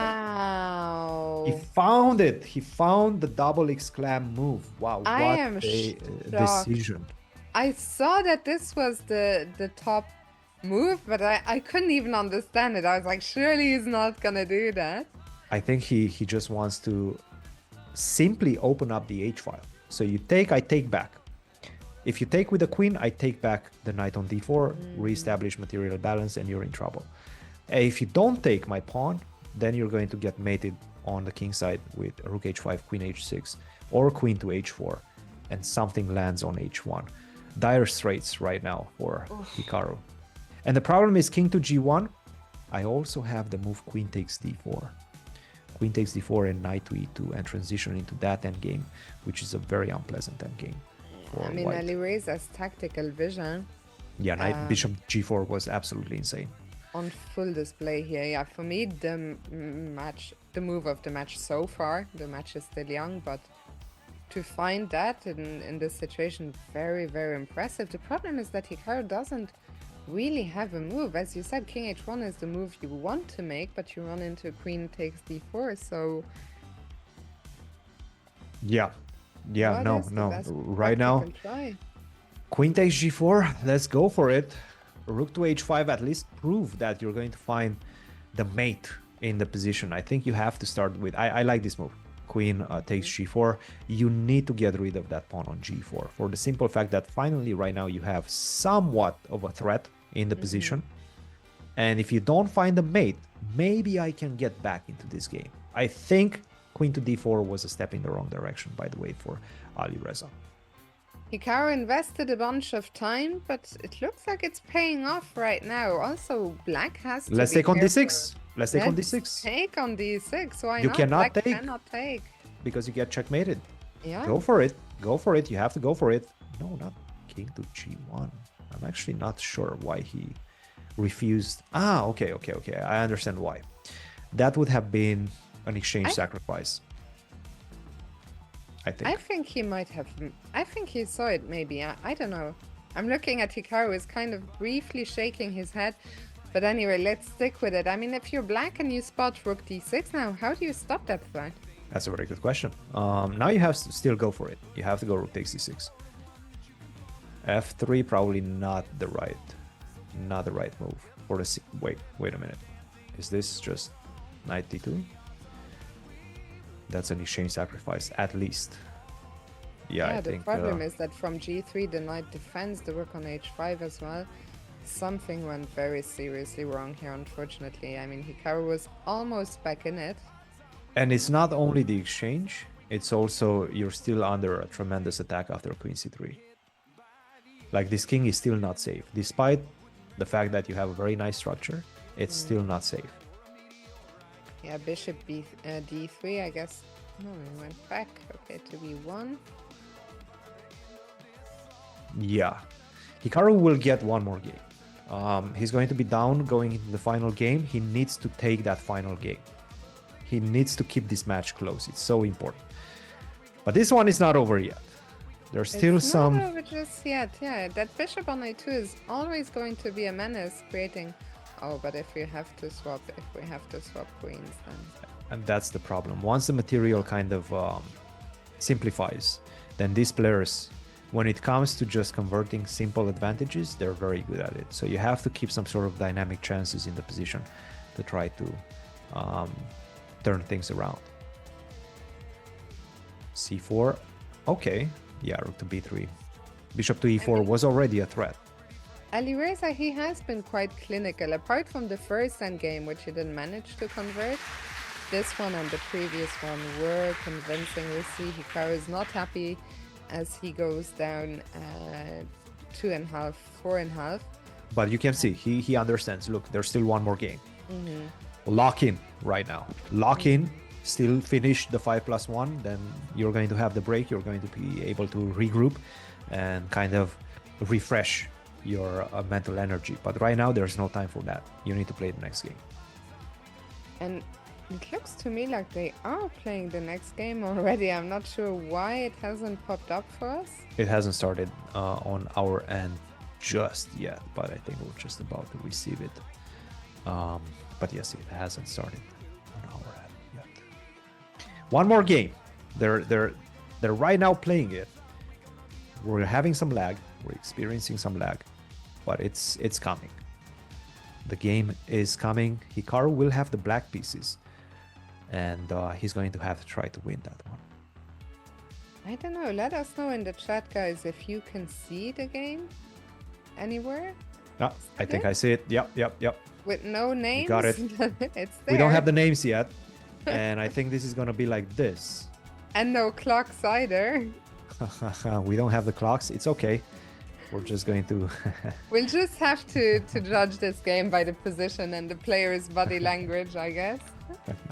maybe the details will show up once the opening phase is over. Yeah. So, what was this? Another Rui Lopez, I guess, or what? It's the same. It's the same Same. opening that we've seen so far every single game, I think, from Hikaru. I don't think the players have changed. It seems like both of these players are more or less happy with the way this discussion in this opening progresses, and for good reason. Alireza has gotten some good results out of it, but the positions that Hikaru got out of the opening were definitely favorable.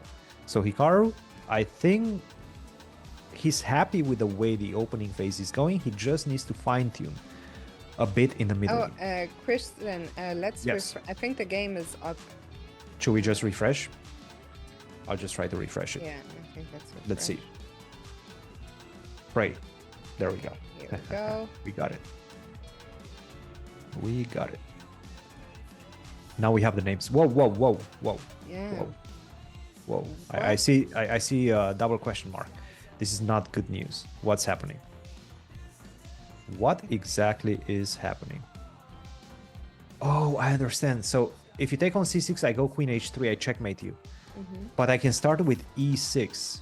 Queen takes e6, knight f4, which takes then I don't away get to H3. the h3 square, and then I pick up the knight on c6. This is a big miss, and if Alireza finds it, and he finds it, I think Hikaru is in some trouble right now. I mean, it's just losing a piece, no?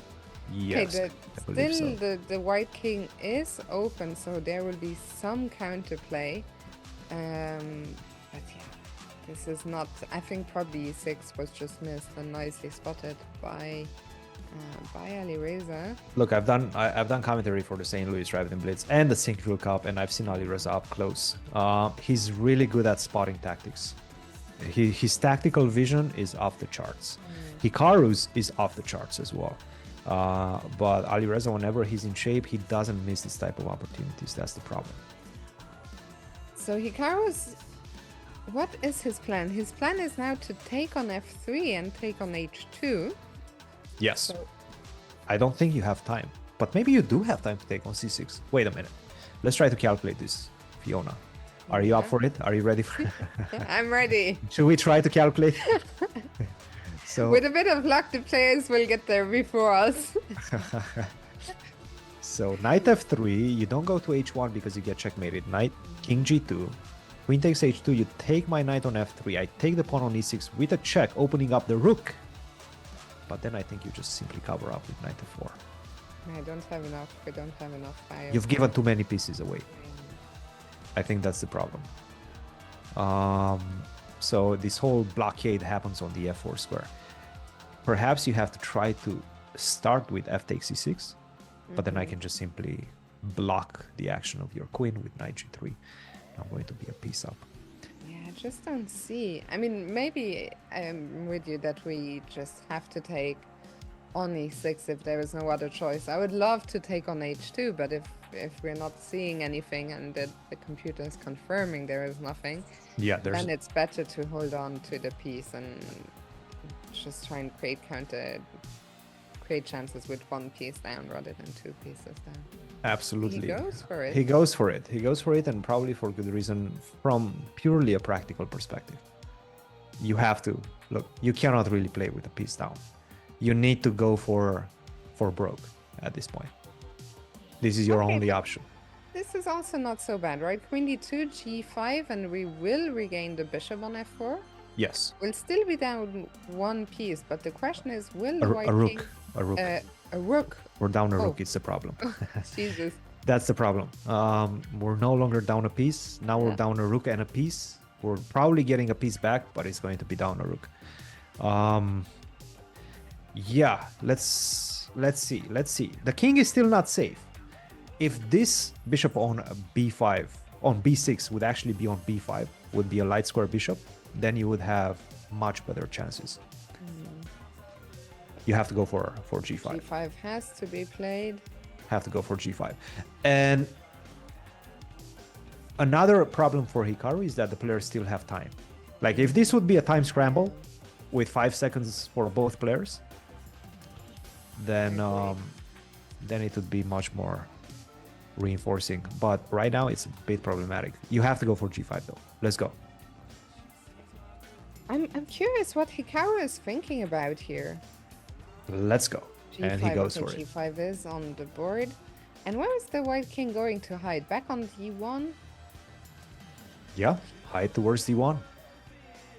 Hide towards d1 is probably the right way to do things. Let's see. This is not over. This is not over yet. What we really need is Alireza to spend a little bit of time and to get it. As you said, if this was a time scramble, it would be a completely different story. So let's hope we can get to a scramble with at least some practical chances still intact. Precisely. And the practical chances are there. Rook takes f4, bishop takes d4, get to the pawn on f2 as well. I am having this type of pinball situation with my pieces capturing your pawns.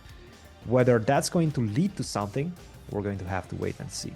But I'm seeing some chances for Hikaru right now.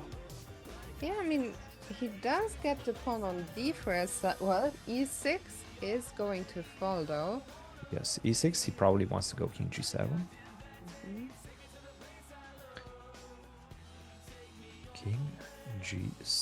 Ooh. King g7 or... Yeah, I think he has to go for... I think there's something... So what's... He's not happy with something. Oh, wait, what? No, oh, he resigned. So are we getting another game? And he resigned just in time to get a last game in. We're getting one more game. You wanted one more game, yeah? Yep. Wanted one more game. Now he's down 3. He needs to win this one. This is crucial. Yeah. This one is really crucial. He is playing with the white pieces. And we get the same kind of Ruy Lopez we've seen before with some maneuvering. And what this time? Okay, Alireza to move. And I once again have that question. Do you take on e3 yourself? Do you keep the tension? What do you do with these bishops? I think he needs to keep the tension, Alireza, and Hikaru is going to do exactly the same. He is not going to take on c5. Taking on c5 would open up the d file. You have problems with the d pawn, and you're not really getting much out of it. So I think we're going to see once again this dance of the bishops and the dance of this very tense middle game position. Who's going to blink first is the question. Okay, well, black does the same, copies white's development, comes out to e6. So now we have that double tension between the bishops. Hikaru's knight has jumped to g3 from where it's always eyeing up f5. How do you like my arrows? Very good. You see, I have different colors. Very impressive stuff. And I was just gonna say, d5 is always a big question in these positions. If you can time d5 well, it's often an equalizing shot for black. Yes, d5. Now again, it's all about the tension. It's all about the tension right now. d5, sure, it looks good, but once you play d5, this pawn on e5 is not going to be is going to be an easier target. I can also just maybe take on d5, exchange that, and then focus on the pressure on the e file. This type of imbalanced structures are definitely going to favor the player that wants to get a win, wants to get something out of this game. I think, by the way, Alireza is more than happy with a draw. Of course, he's leading in the match. And Hikaru, I think he got the type of position that he was looking for. An imbalanced structure that's going to last for a long time. Yeah, and I see in the chat they were discussing, you know, isn't momentum more important? Why didn't Hikaru just let the timer run out? But I agree. I mean, he's down by 3. If you're the player who's trailing by quite a bit in such a close match, you just want to get as many games as possible in. This is the last one of the 5+1 portion, but we'll be seeing plenty more games. But I think, as you said, winning this one is important, or at the very least not losing. I think going down by 4, especially for the state of mind, would be very dangerous. And I'm trying to remember which one was Hikaru's match in the quarterfinals, because he was in this position. Down, I think he was down 3 points. I think it went, if the last game had timed out, it was exactly like this. I think he was down 2.5, 5.5. Yep, exactly. 5-2 or 5.5, 2.5, 3 points difference, and then he caught up in the 3+1. So yeah, and here, well, let's see. Can he start catching up immediately in the 5+1? I'm liking his position. Definitely some pressure right now, as you can see. The imbalance in the structure definitely favors right now, because I take on d4, I'm basically going to have an extra pawn in the center. Like any sort of, if we manage how do you decide when to take? The thing is, you can basically take whenever right now. Like, it's not like black has any way to change the situation. Like, what black can do is take on c3, but that's going to help me because I'm going to be able to double up on the c file. So I'm winning some tempies. That's why we're seeing this delay, this discussion that Hikaru and Alireza are engaged in. Who's going to blink first? Who's going to take on d4? Who's going to release the tension? In this game, Alireza up on the clock. Hikaru with the better position. Do you think they balance each other out, or you'd still take the better position here? No, I think Hikaru still has the better position. If not from an objective point of view, as the bar seems to suggest, I think from a practical perspective, Hikaru still has the easier game right now. Like, I'm just simply going to double up, put pressure on the knight on c6, get the queen to e3, and just play it like that. If you don't find some sort of dynamic play against my pawn on d3, I'm just simply going to have a long-term advantage. I was wondering, can black do something like rook d6 and try and plant a knight on d4, just, you know, to plug that square? Well, it starts with b4, which also asks a question of Hikaru, of course. Where do you go? You want to go to c4? I want to go to c4. I'm actually trying to provoke you to go b5. Keep attacking my rook, because then I go rook c5. And then finally I get access to the e5 square. Then I'm going to be able to play around with your weaknesses, right? The weakness on the c file, but also the weakness of your pawn structure, specifically the pawn on e5. So I'm juggling with the weaknesses in your position. I'm trying to provoke you to go b5. That's exactly what he does. Wow, I mean, another positional debate here between the players. Both have some pressure. I mean, the pawn on e5 is under pressure, but Alireza will also be looking to get some pressure against the pawn on d3. Right now, knight e4 is a threat, so you have to watch out for knight e4. Get the king out of harm's way, out of that pin. And I like Hikaru. I think if the times even out, he'll be a huge favorite. Right now, Alireza still has that extra minute he can enjoy, but can he put it to good use? What's the best way for black to just wait here? That's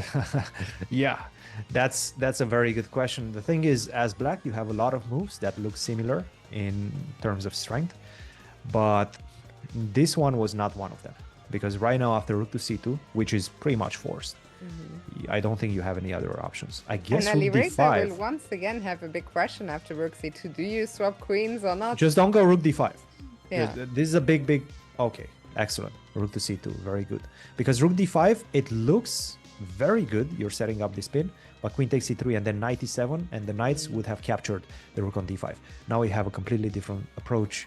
And right now, Hikaru, I would say, is the favorite to take the full point home. Still a lot of work to convert this one, and it's a very small advantage. Work to be done, as you say, but the white rooks are more active Then the black ones, I don't know, rook a7, maybe try to double on the 7th rank.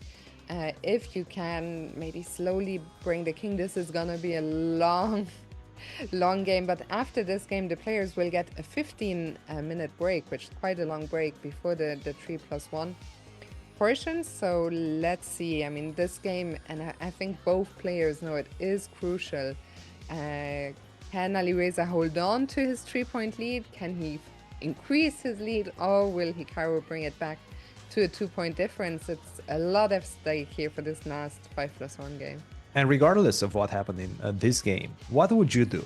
Let's say you win this one. As Hikaru, you're going into the 3+1 with a 2-point deficit. What do you do in that break? Do you actually go and check your files or try to come up with new ideas, or you just try to move around the playing hall, refresh your mind, basically trying to get that winning vibe back? With no opening knowledge, I'd probably check. But if I was Hikaru, I think it's probably best to just get a little bit of a rest. Those matches are so long.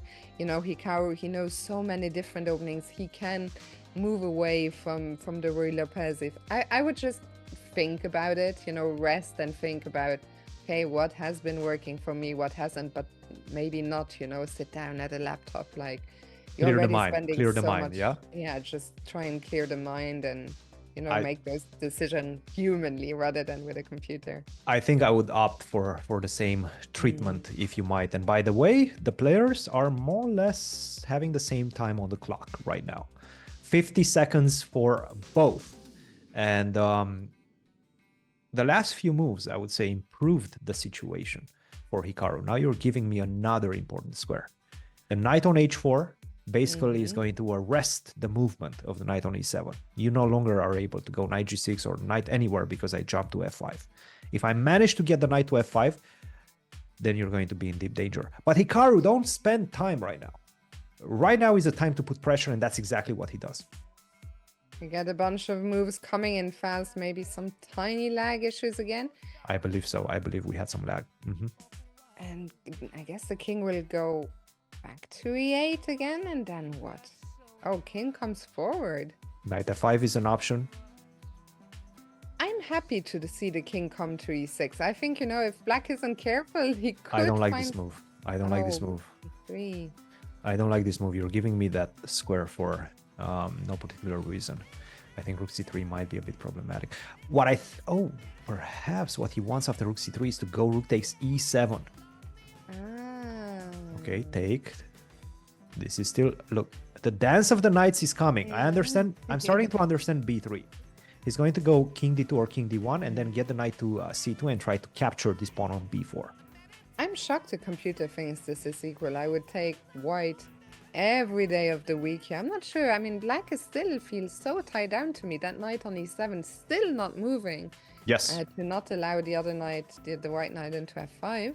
Yes. Go knight c2 right now, knight f1. And that's just like the pawn magic. Is gone. Just like that. Just like magic, and the here pawn is comes gone. Knight f5. Oh, this is...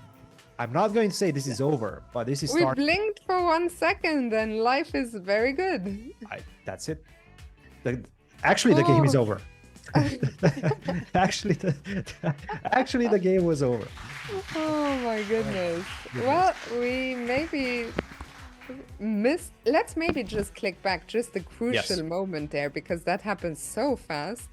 Yes. So this was the last moment for Alireza to try to keep the balance in the position, and it wasn't easy to spot.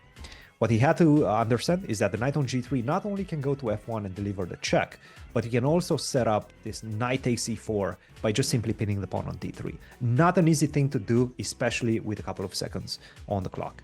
And what I think he was probably taken aback by was also forgetting that the knight cannot go to f5. The white knight cannot go to f5. So rook takes e7, knight to f5 doesn't work because of knight takes f5. A lot of things, a lot of information to process in a matter of milliseconds. Not easy, and right now we're finally seeing a little bit of a crack in Alireza's armor. A little bit of a crack. He is still in the lead, but Hikaru gets the all-important last win. The players will now have a 15-minute break, and then we come back for 1 hour of 3 5+1 blitz. So we're gonna go get a quick break as well, guys. Load up on coffee. The day is still young. Plenty more action to come. We'll see you on the other side of this. Get a full bowl. Cheers. Welcome back, guys, to the semifinals of the SCC. We can see the players are ready to begin the next portion. 3+1. Christian Hikaru trails by 2 points, but he got the last win of the 5+1. How do you think he's feeling and going into this next one? Oh, he's feeling much better than 20 minutes ago when he was down 3. And he made the right decision. And that's a huge boost to his confidence. He made the right decision to resign that final loss that he had and get another game. And this could have backfired, because if you lose another one, you go down 4 into the 3+1. That's a huge deficit. He took the risk, it paid out, and right now he's only down 2. He's been in this situation before in the quarterfinals against Nepo, you just mentioned, and he was down 3 going into 3-1. So definitely something that he can recover from. He knows that all he needs to do is keep the momentum, keep his confidence high, and not give chances to Alireza. There's been a few tactical misses by Hikaru that he usually doesn't allow. We've seen that E6 move, if you remember it, in that early middle game. So those type of chances he cannot afford to give Alireza anymore. I'm really curious to see if chess.com are gonna publish which playlist the players are listening to, because Alireza is bobbing away to the music. The break timer is officially gone. So yeah, they are allowed to listen to music. Look, when you're up, you can bob. You know, he's up in on the scoreline. He can bob. If Hikaru gets up on the scoreline, I think he's gonna start bobbing as well. So when you're up, you can bob. When you're up, you can bob. I like it. So Hikaru is gonna have to, you know, make up that 2-point deficit. We have 1 hour, 1 hour ahead of 3+1. I imagine there will be a short break in the middle as well.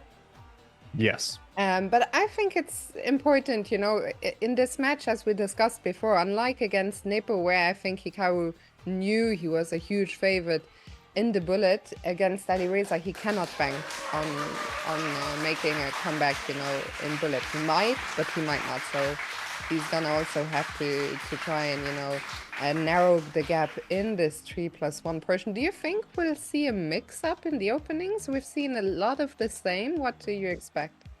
Yeah, that's a very good question. Very, very good question. What is the strategy of the players? Will they adopt new openings? I don't know. My guess is that probably not. But really, it's a matter of we're going to have to wait and see, because this is kind of a coin toss. Whether Hikaru or Alireza had something more prepared, or they will continue as the time control shortens. It's important that you stay within your comfort zone, especially in the opening phase. So I think that they're probably going to approach it similarly to what we've seen so far. Or maybe somebody will blink first. Let's wait and see. We will find out soon. It looks like the players are being approached by the arbiter. It looks to me like there might be some delay. You can see there that the players are wearing double earphones. They have the in-ear, but also the big noise cancelling, because there is a crowd in the arena, I believe. So everything is being done to ensure that the players cannot hear any noise from the crowd. The players don't look too impressed, not too stressed either, but by the way, is Alireza having 2 types of headphones? I see one headphones, but I also saw another. Both of them are wearing two sets. So I think 2 sets of headphones. Yeah, okay. Because I think there is a crowd in the room, so it's just to ensure that they absolutely cannot hear anything. And in this one, Alireza will be starting with the white pieces for game 1. It looks to me like Hikaru is ready. Are they clicking away already? Not yet. Not yet. I think they were also allowed to bring their own mouse, by the way. Yes. Of course, and that kind of makes sense because whenever you play this type of short formats, it's so important that you're familiar with the way the mouse feels. If it's a new foreign type of object, then yeah, you risk falling behind, and you don't have the same instincts that you usually have with your own piece. And I like it. It adds another layer of intrigue to the game, right? Hey, I have my favorite mouse. I'm going to bring it. I'm bringing my mouse to the table, to the party. I know. Okay, well, so far, as you were saying, they are sticking. Nope, not anymore. No, It seems no, Alireza not found something anymore. new. This knight takes e5 by Alireza, a new approach. And one that immediately unbalances the game. So Alireza gets the bishop here. What do you think Hikaru can claim that he has in return? Well, he has this c5, c4 coming. So there's some dynamic play. Couple that with the idea of bishop to b7, put pressure on this newly opened diagonal. I'm forgetting I'm forgetting English words. Fiona, diagonal. Yes, the bishop on b7 is going to be a tremendous piece, and he's going to get the support of the rook coming to e8 as well. That's what we're seeing. And look, this is actually just pure preparation, because we're seeing a piece sacrifice followed by c5, c4 to regain that piece. You cannot do this type of maneuvers if you don't know exactly what you'll take. So Hikaru is still within his preparation right now. Yeah, both players have rattled down this line quite quickly. Now Alireza is thinking the bishop is trapped, but what's the best way? You're gonna, I guess, recapture. I was gonna say with the a pawn. I see the computers. You can also take on c4 and claim that you're going yeah. to play against the weakness, but I think that's actually helping black because it opens up the b file and you're going to have some problems with the b pawn. So just wait for black to take. As I said that, he took on c4. The commentator's curse. He decides to take on c4. I guess Hikaru would have been able to actually just wait for a very long time, like not take on b3, not take the piece.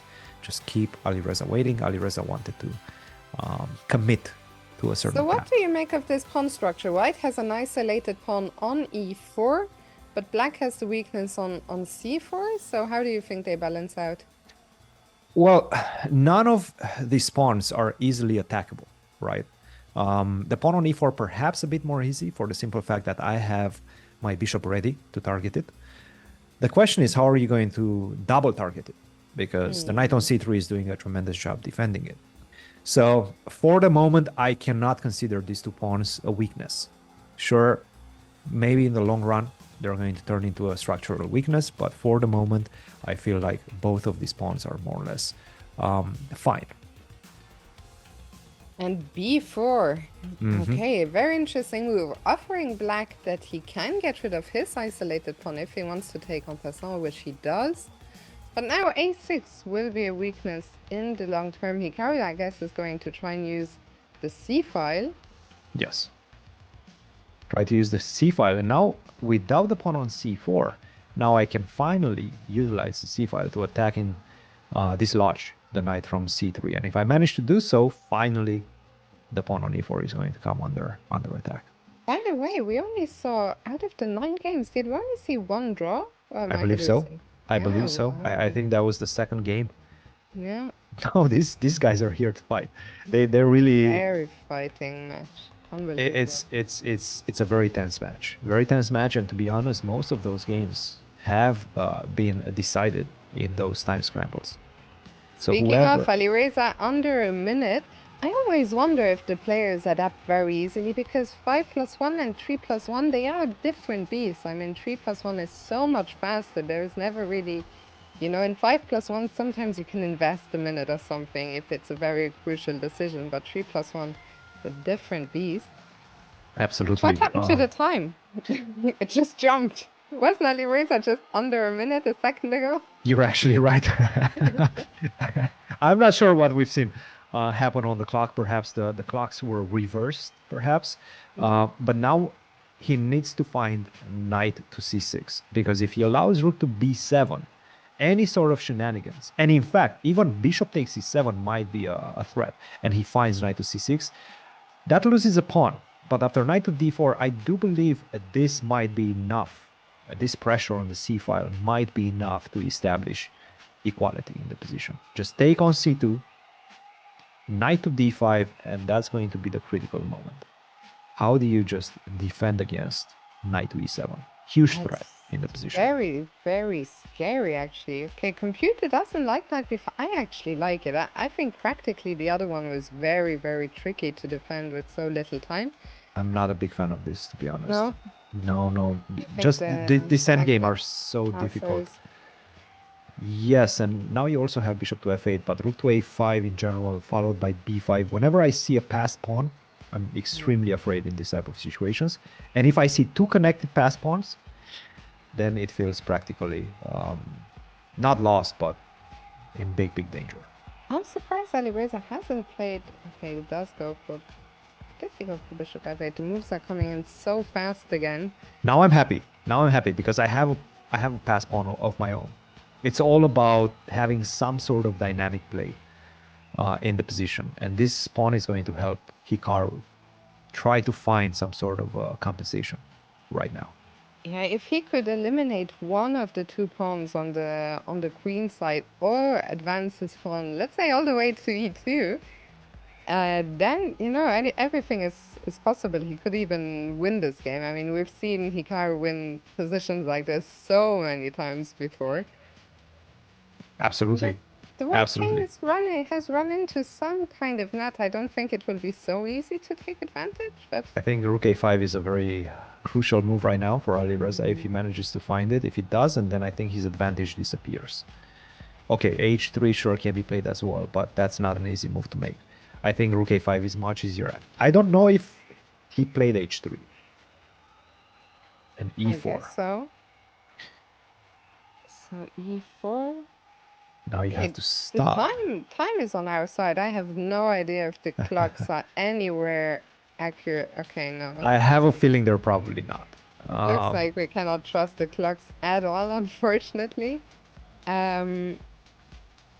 Look, all he needs to do is push the pawn. If he manages to get the pawn to e2, then he's starting to have some chances. So as soon as b5 came on the board, as soon as that opportunity presented itself, go for it. e3, e2.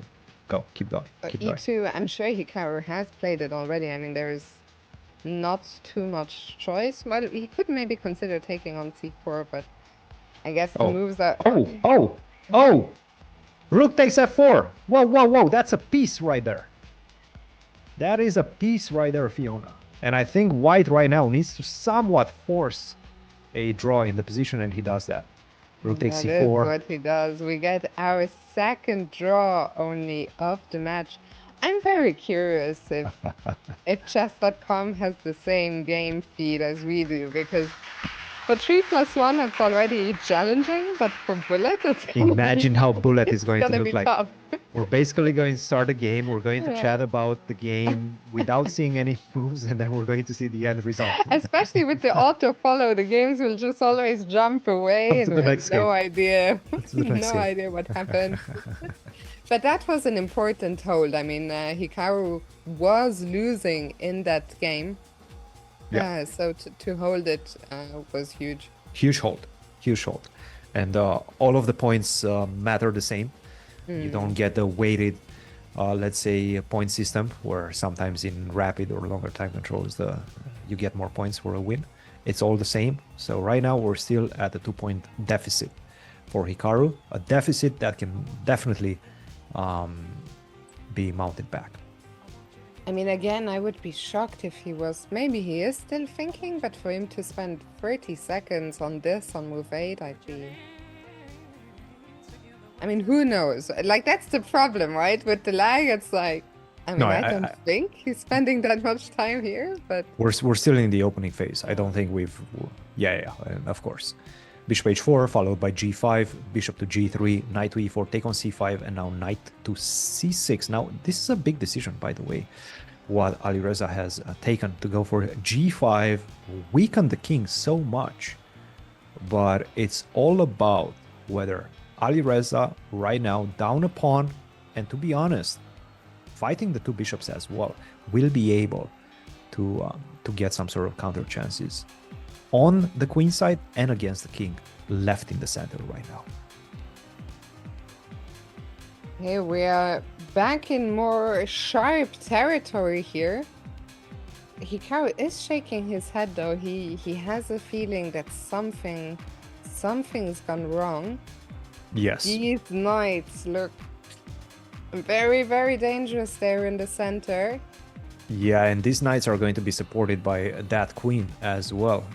Knight to d4, queen to f6, and there's all sorts of checkmating threats. You cannot leave with the bishop.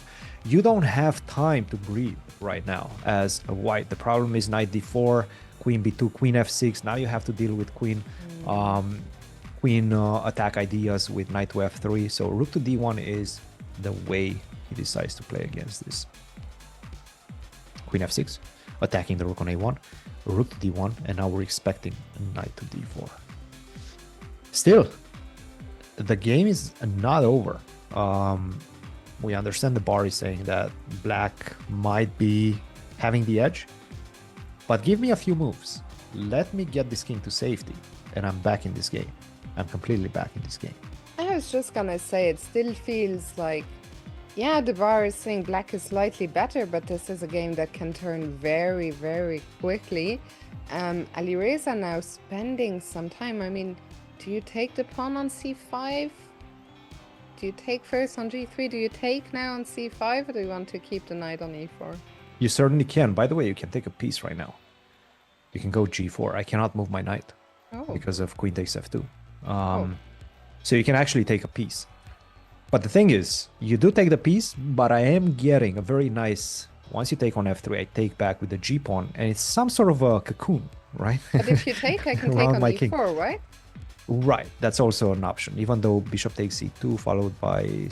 Yeah, you can probably do that. Actually, yes. Wait. Take on e4. I do have check on c3, which is a big problem, isn't it? Yeah, rook d2. Okay. Okay, well, Alireza didn't take, so... And the thing is, still you cannot move the knight. The position looks so scary. I think Hikaru here, the problem is he has to find at least one only move. There will probably be more in the future. Apparently queen d4, the only here that holds on, which is not an easy move to spot. Transition into the endgame and hope that you're going to have enough with the pawns and maybe some pressure on the weaknesses, against the weaknesses of black, especially that pawn on h6. So I do believe that queen d4 is maybe the only move right now. Queen d4 forces matters as well, because if you don't defend this pawn on f2, then I can just simply stay like this for a while, right? I'm not forced. Whoa. That was a big jump. That was a big jump. I don't know exactly. I'm curious if I don't think we can do anything on our end, but following games like this, I might. It's challenging to say the least. yeah, we're getting some technical difficulties, and this more or less looks kind of over after queen to f4. Queen to f4, knight to c3. I don't think there's a way out. Yeah, I mean, this game was unfortunately a one-sided affair. It looks like Alireza is about to... But he's shaking his head now. I mean, some moves must have happened. We have no idea. Oh, so queen to e3 instead of queen to f4 was played. And now you don't have queen takes f1. Huge difference. You're still winning, but it's not as easy anymore. I guess it's still there. Bishop f5, but again, it's not that easy anymore. Everything. He does seem to find everything. If king a2, I think that's the big move in the position. King a2 was a knight to d1. Whoa! Oh. We're back in the game after bishop to c4. Bishop that's c4, a huge chance. Let's go. Oh my god. What? Did Hikaru just win? Did Hikaru just win somehow? I think so. I mean, But I don't by know. the He's body shaking language his of head. I Alireza. have no idea what's No, going I think he won. on. I think he won He by the must body have language of won, Alireza. but he looks almost more disgusted than maybe he's not happy with the way the game went. But wow, and just like that, Christian, we're within 1 point of Alireza. 1 point. That's it. 1 point. The deficit is, yeah. I mean, look, it's 1 point. There's still the pressure of coming from behind, but right now it's a very close match. It truly is a very close match. The momentum is in Hikaru's favor. We don't even have the moves, and we can see it from the body language of the players right now. Alireza is sighing. He's not happy with the last game. He knows he had it in the bag. He messed it up in those last couple of moves. He was completely winning. Maybe he prematurely relaxed. And look at him. Can we, by the way, Christian, can we refresh? Because I think they are playing again. I don't know if refreshing. Okay. Yep. Okay. Maybe I'll refresh occasionally, like every 30 minutes or so. Just every move. Perhaps that's the way to do it. Hikaru, once again, establishing the same type of structure. This 97 IG6 Rui Lopez. But Alireza still shaking his head. He must be so disgusted about that last game. I mean, he was so winning, and the players know it, right? At some point, it felt like almost everything is winning. We didn't see exactly how he lost it. Did he just blunder that rook? What happened there? But he mouse slipped. He played rook d6. it was a mouse slip. But I'm not sure what the mouse slip was, because rook d4 or rook d5 was not really helping either. Yeah. So I'm not sure what the mouse slip was. I think the position might have been just simply very damning at that point anyway. So a tough pill to swallow for Alireza. Can he keep his composure? I think he even though he's such a young player, you know, he has so much experience in this format, in different formats. So I don't think he will tilt yet, but nobody is safe from tilt. You know, one more loss like that, back to back, and it's gonna be very, very hard to keep, you know, keep your nerves and stay calm. But let's have a look at the position. Bishop e6, all of Hikaru's pieces are out, and the bishop drops back to g8. What's that about? Well, he's just trying to shy away from all sorts of f5 shenanigans. Get the bishop out. Also, this bishop maybe at one point is going to defend this important h7 square. So I can understand why you want to put the bishop on g8, and imagine maybe even the f file somehow after the push e5 in the center, some sort of blast open in the center. The f file opens up, the bishop is shielded away from any sort of attack. So I like that square g8 for the bishop. By the way, kudos to Jaron. I mean, that's a beautiful shot with the two players looking like they're actually facing each other when they're not. We know they're not, right? They're in We know they're not. That's a very nice shot. layout. The players in reality, as you said, are not facing each other, but this makes it look like they are. And rook d1, I mean, now what? Do you at some point... Okay, do you just try to double on the e file, try and get rid of the knight? Do you maybe playing knight? I think he wants to go maybe either double up on the d file or queen to d8, get the queen back, because the queen on b6 doesn't necessarily do anything anymore once the king runs to h1. Queen to c7, some pressure for black at the same, for white, excuse me, at the same time. If you do create some weaknesses, as we are seeing Alireza try to do with h4, sure, there's a big threat, h5, h6. You cannot allow that to happen. What I can do is try to immediately move my knight away, meet h5 with h6. I'm going to block that pawn. I'm not going to allow that pawn to go to h6, and that's exactly what Hikaru is saying. Go h6 right now. You cannot afford to allow that pawn to go to h6. Maybe you can afford to just take on b3 first. Well, wow. He did. Wow. He does allow h6. That's a surprising, I'm shocked, actually. Yeah. Surprising decision by Hikaru, because queen d4 is coming, and I mean, you do have some problems. You do have some problems on this diagonal. Okay, he's up on the clock if we can trust the clock. I mean, queen... Can we go queen d4 immediately? Queen to d4, I think knight e6 is what and Hikaru is trying to do. Mm-hmm. Yes, I think knight e6 and perhaps even c5 at that point. It doesn't look good because you're giving the d5 square, but you are gaining this d4 square potentially, and you're locking up the bishop on b3. So I'm a bit Still. afraid that we're not getting moves again. And like, surely Alireza, I mean, he's been thinking. Okay, he did think for some time. So Hikaru has a huge edge on the clock. And he did go for this knight d4, which, as you were pointing out, is maybe not the best because of knight e6, which Hikaru played. But now rook to e7, okay. e5, and now knight to d7. I really don't like whenever this type of options for white arise in the position like knight to d5, for example. Knight to e4, still a lot of pressure, and it's all given by this pawn on h6. Hikaru somehow needs to find a way to cover up this very dangerous diagonal. I mean, do we have to take on e4? I don't really want this knight is threatening, I guess, to jump to maybe to g5, to c5. Yeah, this is really difficult to assess right now. I think there's a big threat coming, and that is knight to g5, because you have to contend with the pin on the e file as well, and queen to c3. I think this is something that you need to avoid at all costs. Do not allow that queen to establish itself on the long diagonal. Yeah, so Hikaru does take on e4. Oh my goodness, the lag. The lag, but now knight to g5. Rook to e5. Is there any way we can hold on here? Rook. It's one of those very depressing positions. I'm not going to lie. It's a very depressing position, just because you're never getting away. Rook to f5 is a very good practical decision, because rook h5 might come and take the pawn on h6.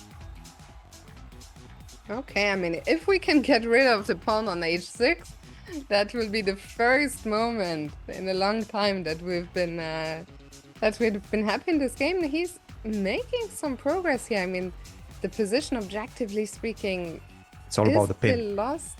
It's all about the pin. Okay, that's good development. That's a good development. Right now, I can see some chances. I can see some chances right now. I'm starting to see some chances. Rook g7, king f8, yes. Oh, this is good. This is fine now. We are back. Hikaru is back. Unbelievable. How does he do this time and time again? Hikaru is back, and I think we're going to see a draw. I mean, he's probably going to take. Still, you have to If contend anything, with the fact... Alireza has to be careful. Yes. Probably okay, not too rook to much. b5. Oh, careful not Wait, to wait, run wait, into wait, mating wait. net. Oh, this is king e8 only move. King e8 only move. What happened? I have no idea. Oh no, I think he lost. I He lose. think he lost that. Yes, Oh no. he lost that. Did he flag? No, he played rook b5, and Oh. unfortunately rook b5 was losing. King e8 was the only move. Yeah, I think he got a bit greedy in that one, just keeping the king on the 8th rank for a bit too long. I think he should have gotten that king out and tried to just simply give the pawns back, make a draw. Okay, so we're back to a 2-point deficit, but Hikaru with the white pieces is gonna try and strike back immediately. Yeah. Okay, we have the bishop pair. You know, I think it's a position which is solid for black, but if anyone has a small edge, it should be white here. We see the two bishops pointing towards the black king. Bishop to g5, we're expecting maybe rook to e1, rook a to d1, just a simple type of advantage that you definitely enjoy, especially in this time control, because the moves are easy right now for white. You just need to develop your pieces. There's not much to think about. And yeah, rook to d1, maybe even bishop to c1, drop back to defend the pawn on b2. These are the type of moves that play themselves. I think Hikaru, especially if the time situation is correct, which I think it could be for once, he'll be very, very happy with what he's gotten here. You know, he will be able to exert pressure without taking too much risk. So, and I like that he's keeping the queens on the board, keeping some chances. you know, of putting pressure on the black king. Absolutely, absolutely. Queen to d5. Now, do you go rook a1 and do you allow black to take on a2? Or do you entice black to take on? Because that's a very enticing move, right? I'll give you my pawn. But I think I'm would going to try also to give checkmate it. you. In general, I don't like giving pawns so much, but I feel like, can the black queen really get away with moving so far away from the action? I don't know. That's I a would good also question. give the pawn. Rook e1, let's go. I think that's what he's thinking about. Rook a1, queen takes a2, bishop g5, and try to go for the checkmate against the black king. So let's see. He is still thinking. Clearly, Hikaru has identified this as I'm going to refresh one more time. There we go. We got one move. We got one move. Occasionally, I think we have to refresh. That's the key. We come to a question mark move. Why is e5 not good? Very good question. Rook takes e5, maybe, and establish this pin with bishop to f4. Not an easy thing to see, by the way. This is not an easy thing to see. And that might be the only way, by the way. That might be the only way to keep the advantage in the position. Has Hikaru spotted it? Will he spot it? We'll refresh. Oh, this refreshing. We're hoping that maybe now it's going to be the time when we get the moves. We get all the moves. Queen to d4, still some pressure. I do believe that he's. I mean, black can swap queens. No, if he didn't spot that. Hmm? Yes, queen takes d4 and then rook to e2, perhaps, right? Yeah. But then you lose the pawn on a4. That's problematic. So this is the big problem you have to address. The pawn on a4. It's too advanced. You've overextended at that particular moment. Do we have moves? Is the question. Do we have moves? I almost want to refresh again. I know. Maybe I should. Oh my goodness, we do have moves. Queen takes d4, bishop takes d4, and a3. Are they just trolling us? Do we just have to refresh every time to get moves, or what's going on? I'm not sure. I'm not sure. Oh, there is now a second. We now have two boards on the screen in case one works better than the other. Cool.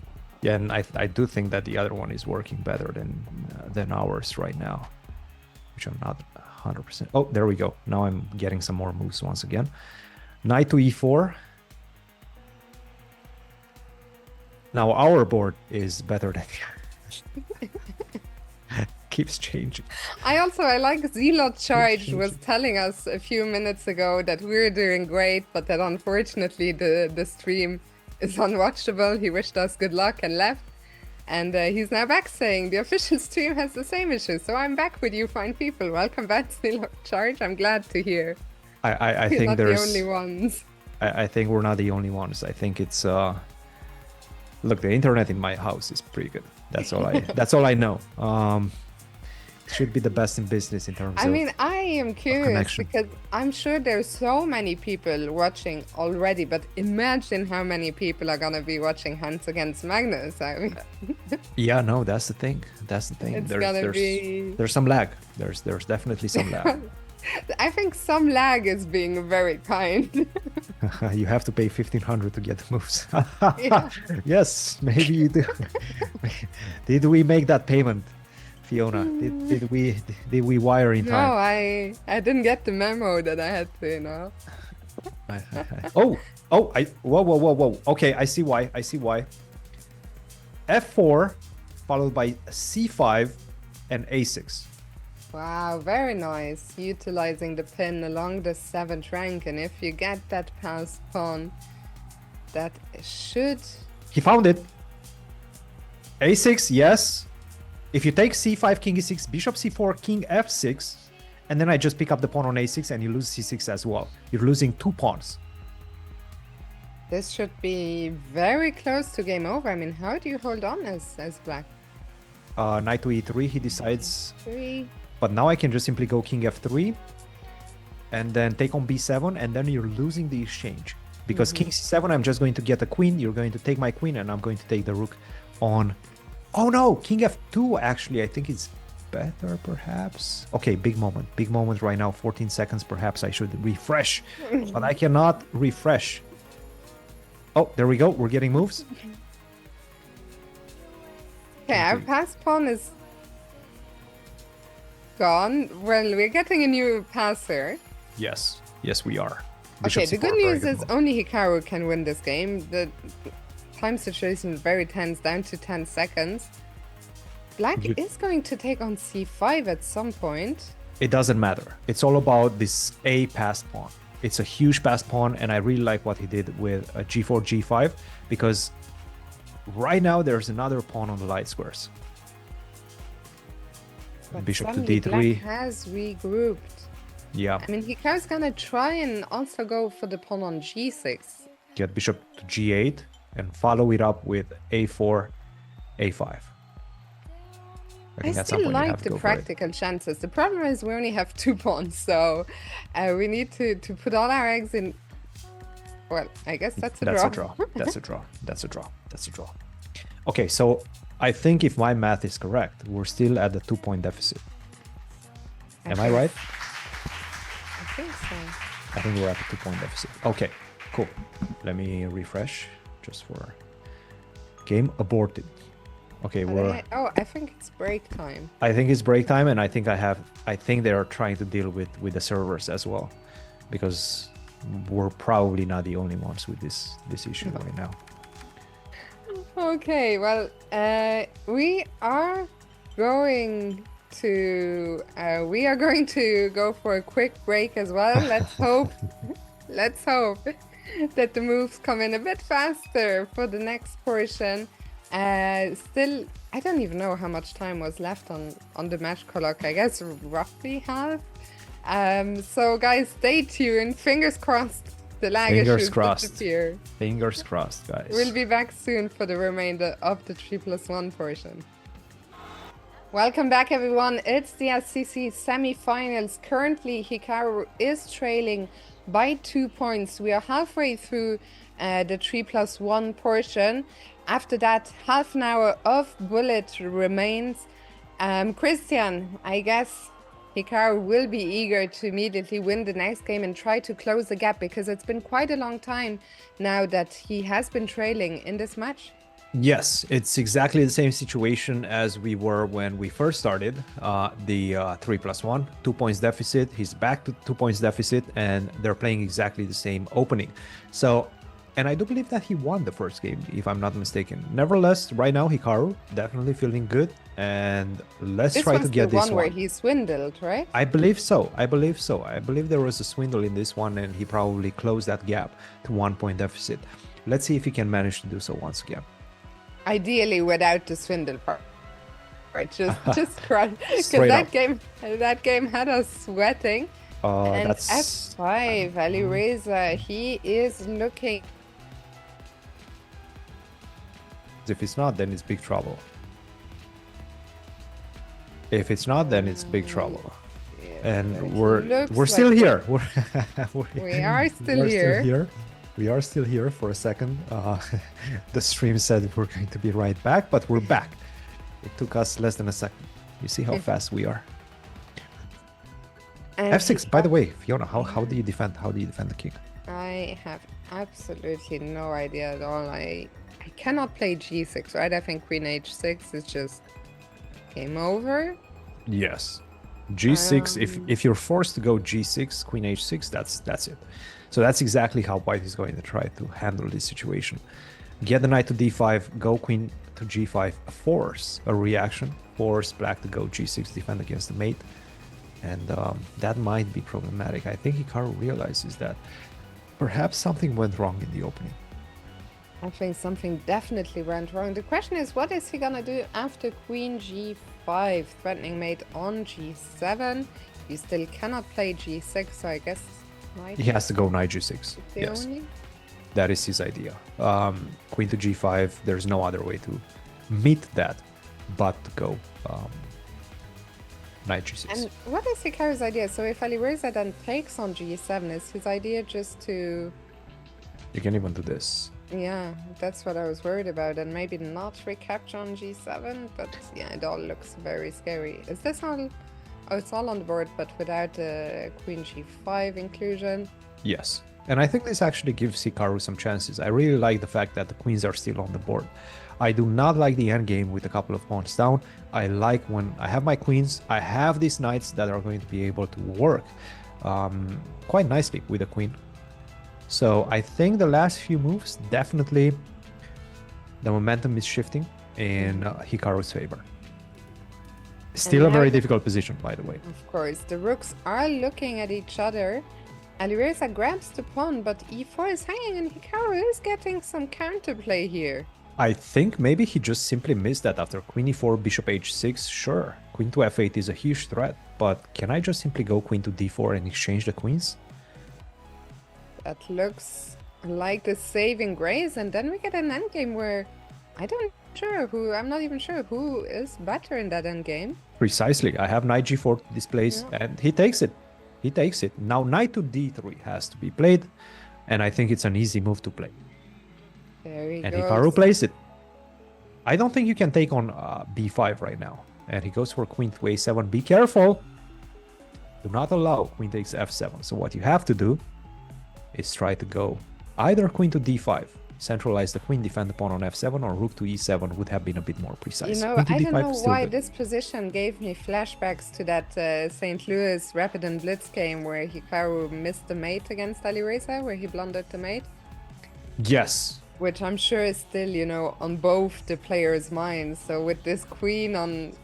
No, oh god. For a second I thought f7 wasn't defended. I was like... Knight e1. Obviously there's a big threat. Queen takes g2. That's a mating threat.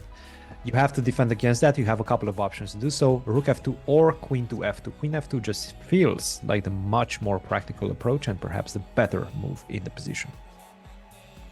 Queen to f2, and I think we're going to see a knight d3 back. Right? Yeah. Yes. I think we're going to see queen to f2 and maybe knight to d3 back. I have a feeling we've already seen those moves on the board. I don't think Alireza is thinking. Or maybe he is thinking. Maybe. Who knows? Even though it does feel like it's Hikaru's move, I'm going to try to refresh just to make sure. Yes, we did get a couple of moves. Queen to f2, knight to d3. Hikaru, you know, I think Hikaru is not happy with the way he's been playing. He played, I think, really well the first couple of games, and then ever since then, Alireza, I think, overall has been dominating. But the thing about these matches is it's not too late, right? Even in the bullet portion, if you get a streak, can make up almost any deficit. But let's see first this game here, where Hikaru has to struggle for a draw. He is down, what, 1 pawn? 2 pawns. 2 pawns, and I they're especially both... counted, and I still got it wrong. Well, that's because you have 2 double pawns, double extra pawns. Oh my god. But yes, it's 2 pawns. Counting is hard. Well, now it's 1. So maybe you were already operating in the future. You are in the future with us. But the problem is, what about this pin along the 3rd rank? How do we solve that? Not sure, especially after bishop g5. Bishop g5. Rook somewhere? Rook d5. Okay.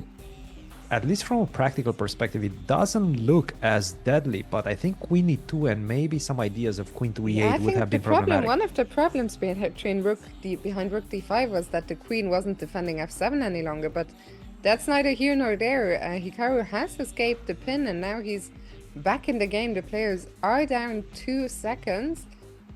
Not an easy position to play for either side. No. I think right now, I'm not going to say that Hikaru is starting to become the favorite because he's still a pawn down and this pawn on g7 is nasty.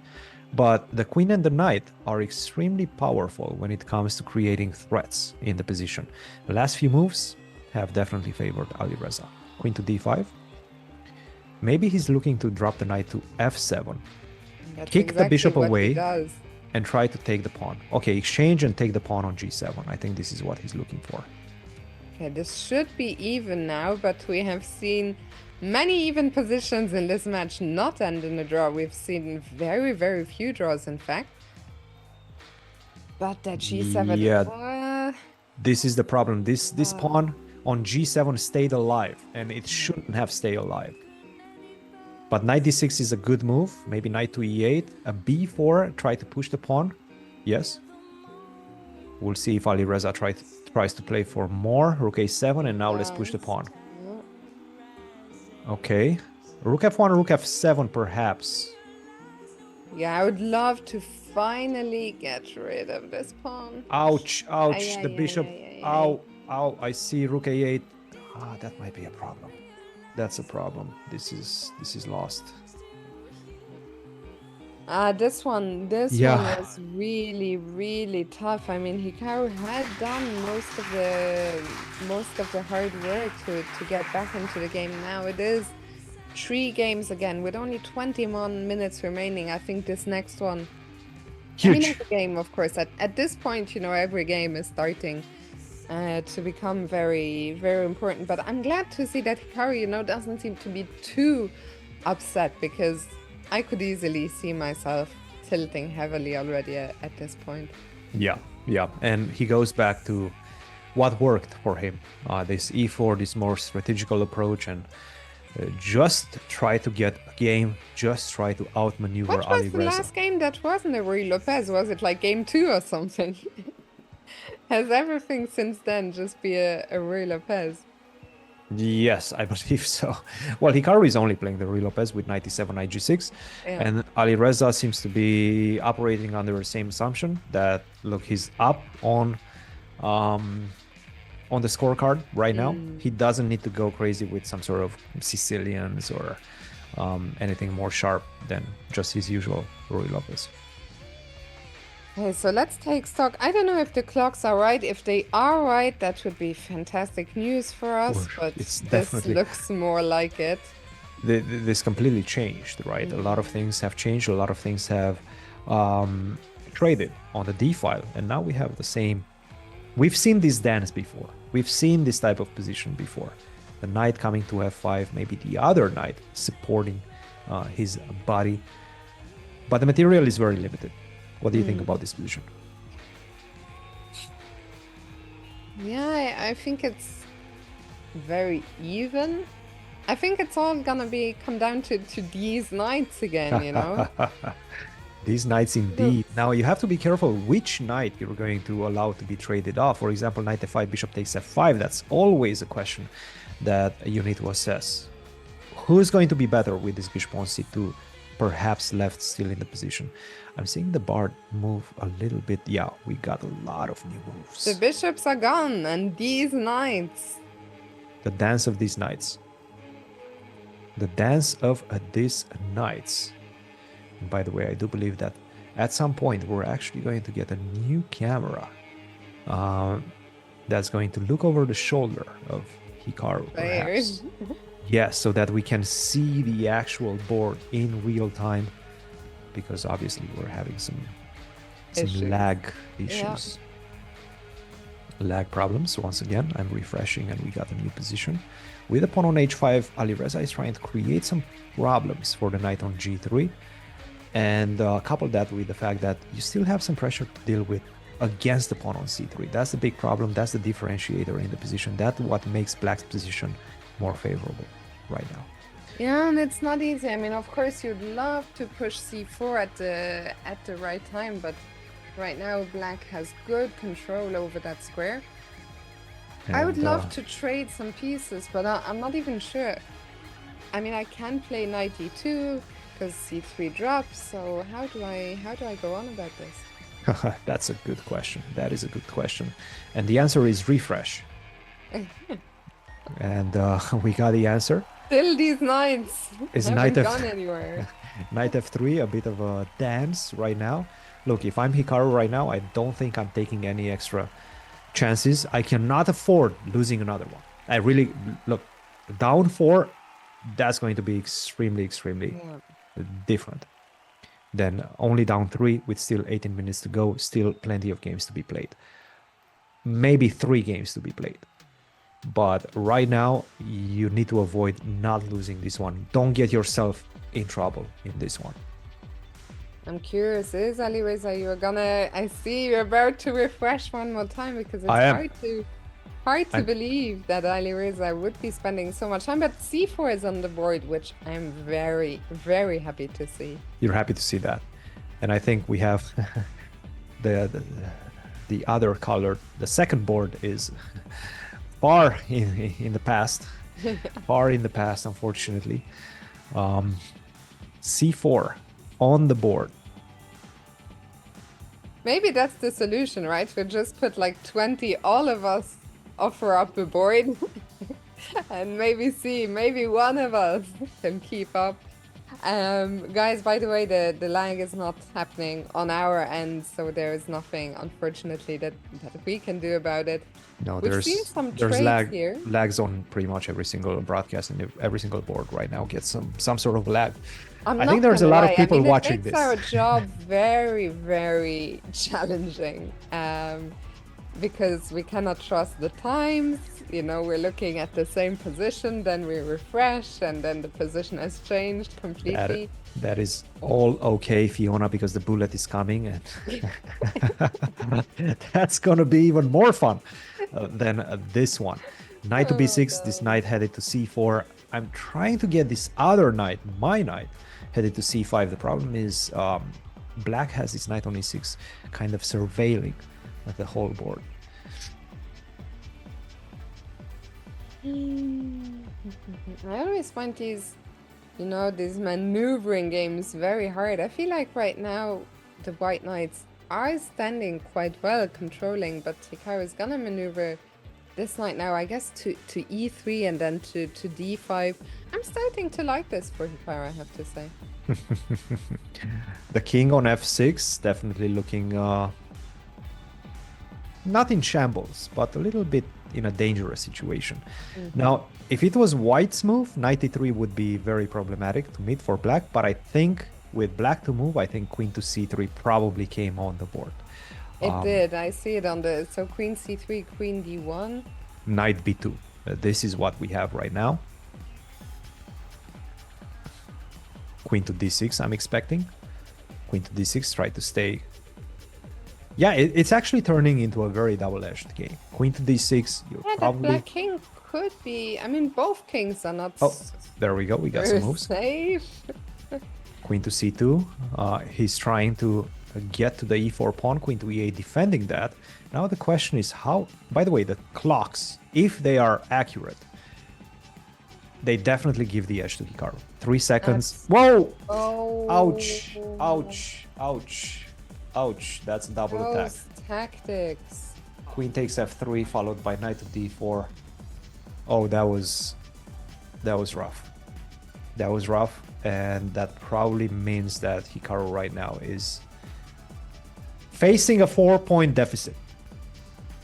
Very, very tough. We see Hikaru very unhappy with himself. 4 points. I mean, only 14 minutes remain, so Hikaru is gonna have to, you know, have the day of his life in Bullet. He will have to get a comeback streak going at some point. He needs to stop the bleeding right here with the black pieces. We really cannot afford another loss. 4-point in deficit in Bullet against Alireza. I'm not going to say is insurmountable, but it's borderline impossible to come back from, just because Alireza is such a stable player in Bullet. So you need to get some wins right now. You need to get whatever number of games you still have within the time allocation. Maybe 2 games, maybe 3, but probably not. Perhaps just 2. He needs to win. He's pretty much in a must-win situation right now, Hikaru. I'm going to say that he's in a must-win situation right now. He needs to get this one done. By the way, we now have on screen the new camera, which allows us to see the players' monitors. So I think if the board is not updating, you know, we can sort of manually input the moves. The times might still not be accurate, but I don't see it very well, I'm not gonna lie. Maybe you can direct me. Knight e7 play. Knight e7 after queen f2, yeah? Yeah. Yes? That's all. Now wait. That's all we have, right? Alireza is thinking. So Hikaru hasn't castled. And Well, that's f5. f5. Okay, so he's opening up the bishop, also threatening ideas of f6. This f5, f6 has been a tool in Alireza's arsenal that has been paying very handsome dividends for him up to this point. Knight ec6. I have you. I have my. I like my new role on the broadcast. Just looking at the little camera and call out moves, you know, because I know if I look away for 1 second, I'm just gonna queen g3. Yes, queen g3 makes a lot of sense. King to f8. Did he play king f8? Is the king to f8 or? Not Or yet. are we- You know what I feel like? I feel like one of these bored kids in the old days, you know, who Yes. were making the moves. Yes. That's me right now. We're going back to the old days. Rook g8. Beautiful, yes. We need a stage. We need a stage for you, Fiora. And the times. Okay, I think both players are just under 2 minutes. I still look. I'm gonna try to refresh. I'm gonna do a refresh, a quick one. Okay, Rook g8, Bishop g5, Queen d7. This is where we are right now. If there's any moves happening, let me know. Rook a e8, e1. Okay, Rook a1. This position is just horrible, isn't it? It's not looking great. This It's black not looking king. great. It's just dark square bishop kind of cancels the fact that you have some sort of control given by this knight on I lost d4, knight on e5. I think he took on c4. Oh god, yeah, he took on c4 and bishop a4. Yeah, this is bad. This is And bad. something else happened. King f8, knight d5. Knight b6 is coming. And the problem is knight f6 is coming as well right now. Let's see. Let's do a refresh. No, unfortunately, the refresh didn't help this time. So let's see. Bishop a4, knight d5. Has there been any move? There we go. We have a refresh. Right now, just to catch you guys up. King f8, knight d5, f6, bishop to f4, hitting that pawn on d6 and queen to b7. My guess is that king f7 came as an automatic. Yeah, king f7 was played. And bishop takes c5. No. Yes, and rook to no. d8. This is what we have. Bishop takes c5, picking up another pawn, and destabilizing the knight on d4 is another big problem. The pawn, the bishops are just so powerful right now. The king is still under a tremendous threat. It just doesn't look like a safe position for. In fact, it looks like a lost position for black right now.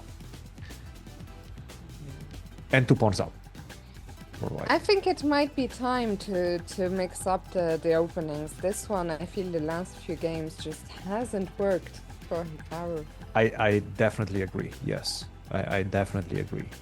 I think it seems like Alireza has found some sort of an idea, changing the opening, going for this 2 bishops against some sort of dynamic play, but this f4, f5 seems to be coming every single game in which we get a decisive result. And I do believe we've seen a decisive result. Hikaru right now facing a 5-point deficit, needs a win. Needs a win. I don't know if Hikaru has ever been down 5 points in the SCC. I don't think so. mean, I don't think so. His tournament, you know, and we are.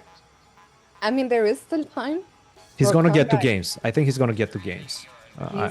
He should get 2 games. He needs, you know, to score at least 1.5 out of those. Yes, he's gonna get 2 games. Ideally, he would win both, and then we would go into the bullet section with a 3-point deficit. Going with a 4-point deficit, that's going to be extremely tough. Extremely tough. Is it? Wait, right now is it 4 points or 5 points? Did we I not believe right now it's 5. I want to say right now it's 5. I might be wrong, but I think after the last game it might be 5. Okay, what about this one?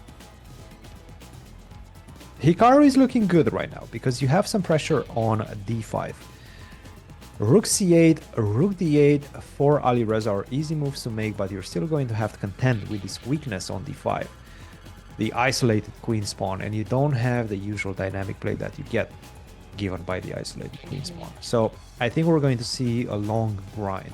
This is what he should strive for. No, I think Alireza will happy to see a long grind, because if this game goes on a long time, it could potentially even be the last one. Yes, but right now it's very, very close. If it's a 2-minute deficit. It's a 2-minute deficit. So I think that might be within range for Hikaru to get a second game, even if it goes like extremely long. But I might be wrong. My math, I was never good at it. We'll see what happens. Let's see if Hikaru, I think the most important thing anyways right now is to see if he can try and get a win out of this. He is in the better position. I mean, black has this isolated pawn on d5. And we have control over the c file. But the question is always, how do we progress? We have to get the queen and the rook on the d file, I think, and then maybe try to get a knight to f4 to continue putting pressure, piling up the pressure on d5. The problem is, whenever you go knight f4, d4 is coming all the time. Also, by the way, I think right now, finally, we're starting to get moves on a regular basis. I know, it looks like they might have fixed something just in time for the bullet, thank goodness. Something is working much better right now. It's not the general play. The general play is not working well, but at least we're seeing the moves. Okay, so what now? I mean, I was wondering about queen c6. Do we want to trade queens? I still feel like this is very promising. That knight is very well placed.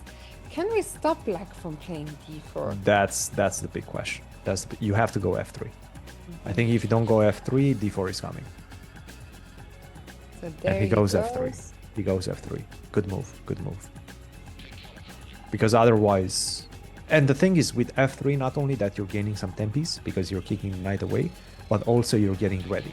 Whenever black goes d4, you're just simply going to pass with the move e4.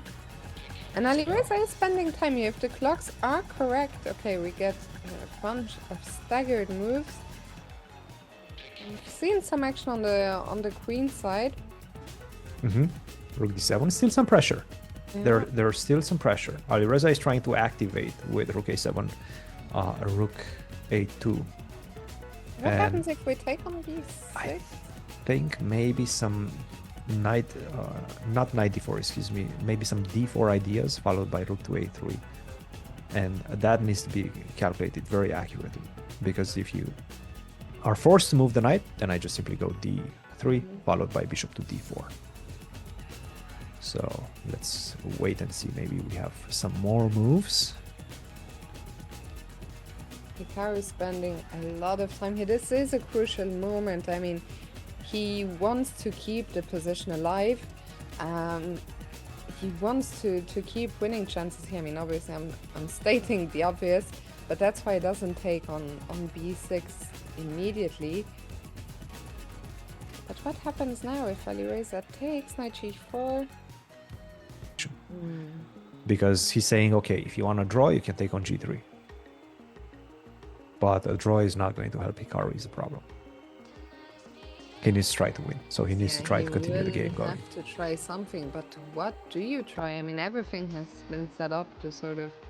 Maybe some h5. Can you try h5? Yeah, I was wondering. Maybe some h5, yes. Some h5 is perhaps necessary. I don't think you're taking on g3. There's another direction, bishop e5.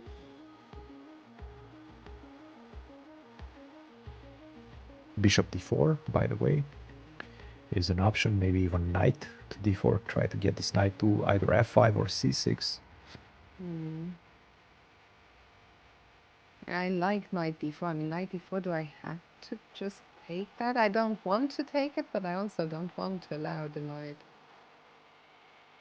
to jump further. We see knight to d4. And I'm not really sure what. G6 was the move for black. F4, bishop d6, bishop f3. Now Alireza is a pawn up. And there's not that much compensation. So, and that's because Hikaru basically understood the match situation, understood that he needs to keep the pieces in the position and try to do something with that. Yeah, very tough spot. Here, down a pawn, and not really any compensation. I mean, if anything, white is the one with the better position. Yeah, bishop ace. Well, it's just a simple pawn up right now. Take on a5, perhaps. Just simply a4, solidify that knight on b5. Problem is as well, I mean, if the clocks are correct, you know, if the clock times were at least inverted, if Hikaru was the one with an extra minute, we could hope that we can put some pressure on the clock, but everything is against us here. Yeah. And now Alireza has the option of going d6. And did we... No, I don't think we've seen a resignation. I mean, the timer is out, I think, anyway, so Okay. might as well He play. needs to play it. Yeah, he needs to play it. But Bishop is- Alireza's knights, they have been doing some damage today. I mean, he's been so incredibly tricky with the knights. He's been so tactically sharp. I mean, he's missed me. Oh, I think the game is over. I think Hikaru has resigned. Yes. That is... That's a 6-point deficit. deficit. Yeah. That's tough. The 3+1 portion has officially finished. We're going to see A situation in which Hikaru hasn't seen himself in ever, I think. So I don't know what historically is the highest deficit that a player came back from, but I would assume if Hikaru would be to get back, it would be this one. So it's going to be a difficult task, a steep mountain to climb, but still a lot of bullet games are coming. We'll need all the chat's power. It's, I mean, gonna be a Herculean task to come back against Alireza, who's such a fantastic bullet player himself. But do not go anywhere to the break. In roughly 9 minutes, the players will be back. So will we for the last half hour of this match. 1+1 bullets. Stay tuned. We'll be right back. Welcome back, everyone. It's the semi-finals of the SCC, and unfortunately things are not looking good for Hikaru right now, who's entering the final bullet portion, half an hour of 1+1 with a 6-point deficit. Christian, do you think there's any chance of a comeback here? Yeah. Yes, but it's going... I mean, the chance is not high right now, obviously. It's a very steep mountain to climb. You basically have to win all the games right now. I don't think you can afford losing a single game, at least in the first half of this portion. So Hikaru right now needs to bang, and continue winning game after game. And if he doesn't do so, the deficit is going to be insurmountable. Yeah, I was just reading during the break. Hikaru has only ever lost 3 matches in the SCC. All of the 3 matches were in the final against Magnus, so he's never been knocked out before the final. It's going to take, you know, a huge winning streak here. Hikaru mixing it up again. Hopefully the lag issues are resolved. So far, so good. Christian, what do you make of this new opening? Yep, look, it's bullet. He needs to play some sort of non-theoretical opening. This is exactly what he's gunning for. He is saying that, look, Alireza, you've showed me you know your openings right now. I'm going to try to play chess, and I'm going to try to outplay you. I've seen that I can do that. Remember those 2 knights endgame that Hikaru managed to win out of nowhere. And that's exactly what he needs to do right now, starting from game 1. Okay, so the bishops are off. Queen to d5. Oh my goodness. We're seeing a lot of moves happen at it, but the transmission definitely looks better than we've had it At least the in moves are 5+1 coming. and 3+1. The moves are coming, yes. They might be coming late, but they are coming at least. Unfortunately, this position again, this bishop is a monster. It's now, okay, maybe e5 I see a knight. wasn't the best because we get some outposts as well now. Yep. H4, H5, I like that idea. And by the way, I think this is something that perhaps Hikaru realizes as well. He needs a few victories with a lot of time remaining on his clock. So he needs to get a few victories playing fast, because that's going to allow him to get more games in this portion. And he needs as many games as he can get to try to mount that deficit. And has Hikaru really spent so long? Okay, we get No. moves again. Queen to g4. I see a knight coming to f5. We have 27 seconds against 33. Yeah, Knight to Alireza g6. very happy to get the queens off the board. And unfortunately, this is not at all what we wanted. It's going to be a long game. It's a game where we're suffering. And Yes, very good point. It is a long game. It is going to be a long game. On end game, obviously things are not going to happen immediately. Knight to d6. I do like the pawn on g6. I do like the pawn on g6. That gives us some chances. And by the way, even rook to d6 right now, it's an interesting idea. Try to get g6, sacrifice the exchange, but get the knight and the pawn. But probably Alireza wants to shy away from imbalancing the position as much as possible. well, you have to do something about the tension between the rooks, right? The rook on e7 was under attack. So it goes rook d7. Yes. And rook e6, I guess. Or oh. Yes, we've seen that exchange sacrifice that we were discussing, but it happened in a different way. Unfortunately, Alireza has a lot of pawns. I think Hikaru, looking at the camera, I think he's rattled. Honestly, I have never seen Hikaru be dominated in this way in a match, ever. No, and by the way, this is one of those like really bad situations because Alireza can play this position forever. Like, it's very difficult for white to force the liquidation, because if you liquidate, you have to sacrifice a rook for the bishop, and if you do that, you're probably going to lose the rook endgame. So what you're going to get is a very long game right now. Even though without the rooks it's a bit easier, I think things are going to get forced. And it's still gonna be 50 moves, right? The thing But is, it Alireza is just gonna make these. Oh, has this game taken 4 minutes off the clock? I think so, yes. That means if obviously you're not going to take 4 minutes off with every single game, but if that's the case, then I guess we're getting less than 10 games.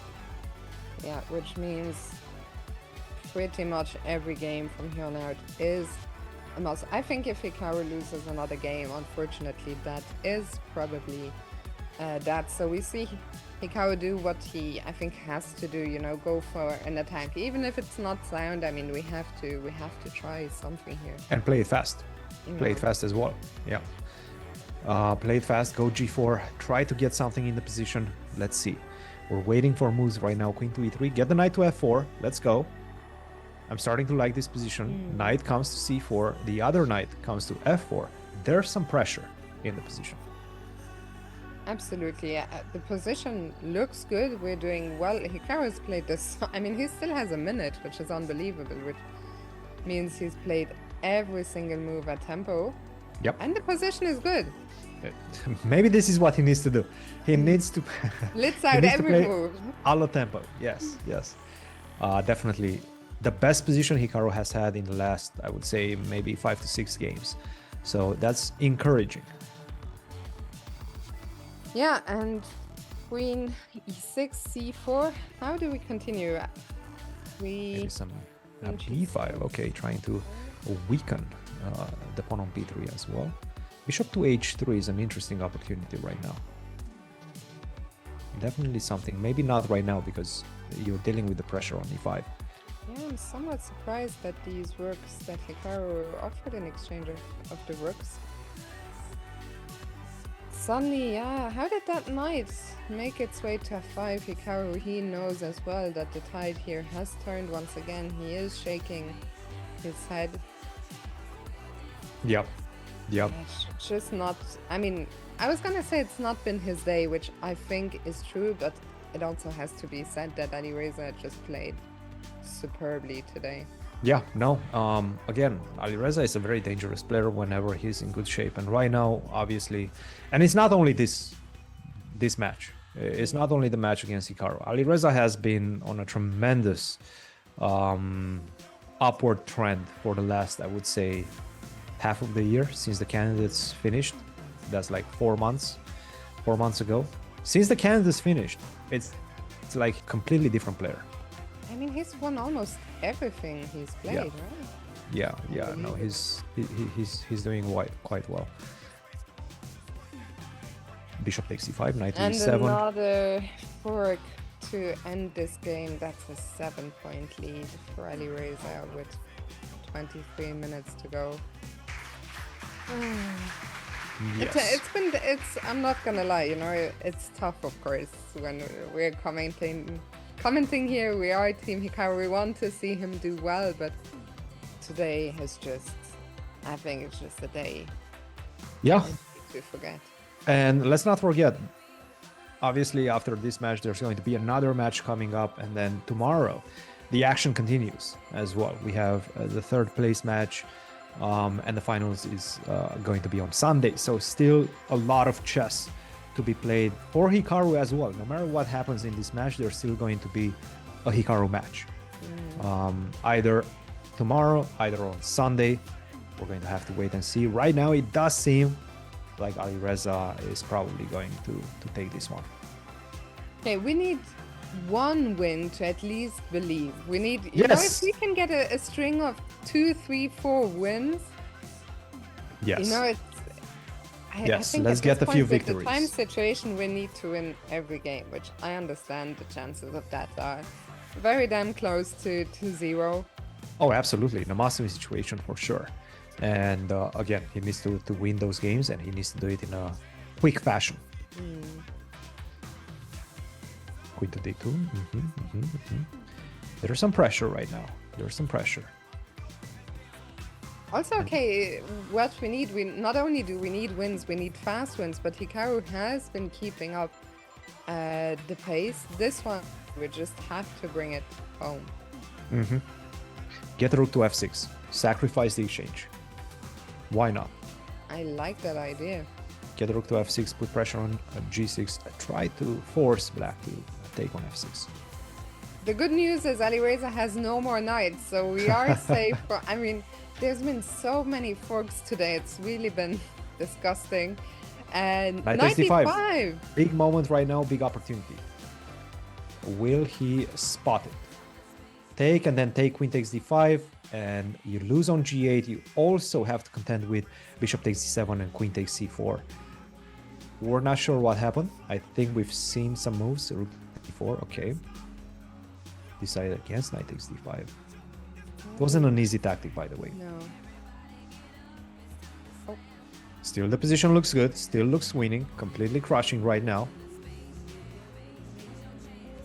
yeah, 2 this pawns, 3 should pawns to the good. be a This should win. be.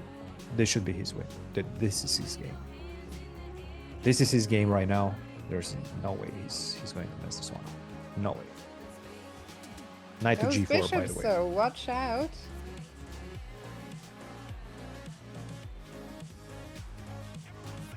How do we keep pushing them? e6 was not a great move. No. Knight to g4 followed by g7 with a pawn still on e5 would have been a completely different situation. Okay, but now e7 and E7 this is done. game over. This must be done. This must be done, right? Bishop to g7. Okay. Okay. Yeah. This is definitely done. Okay, this is a win. Alireza is gonna be playing it out as he. He should. Yes. I mean, even if I don't even know if there is enough time for Hikaru, but yeah, he should play it out until the end. And he should play until he gets checkmated. yeah, I think that's let's say, practical way of doing things, or professional way of doing things. Yes. And there is the mate. Okay, so we're back to 6 points. There are still 19 minutes to go. Got one back. Look, We that's got it. one back. Yeah, we need it. Got one back. It had been a long, Hikaru had been chasing a win for a long time. So let's see, can we get any momentum? Let's get a couple of goals in. Let's get a couple of goals in. Did you see that graphic? Fiona? I did see it. Did you spot it? I spotted it. That was a good one. That was a good one. We need some goals right now. We're not in the World Cup territory yet. I think that's coming next year. Next year? No, 2026. But we need some goals. We do need some goals. Okay, we have opposite sides castling. We have a fighting position. That's all we can hope for. As I mentioned before, I think we take a small, computer giving white a small edge. If it means that we have any chances to create something, we take it. Yep. Start Push pushing. that apron, I like it. Just try and open up the white king. Hikaru has the edge on the clock. Try. Yes, I like this. Try to push it. Bishop to c2, probably a good move. You want to get rid of this knight on e4, because with the knight on e4, you can never respond h4. With h3, knight g3 would come and pick up the queen. So that's why we've seen bishop to c2 displace of that knight on e4.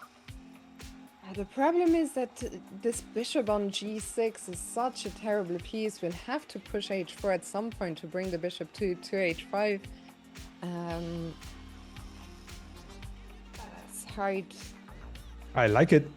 And okay, he decides to take first. Bishop take. Oh, we got a lot of moves.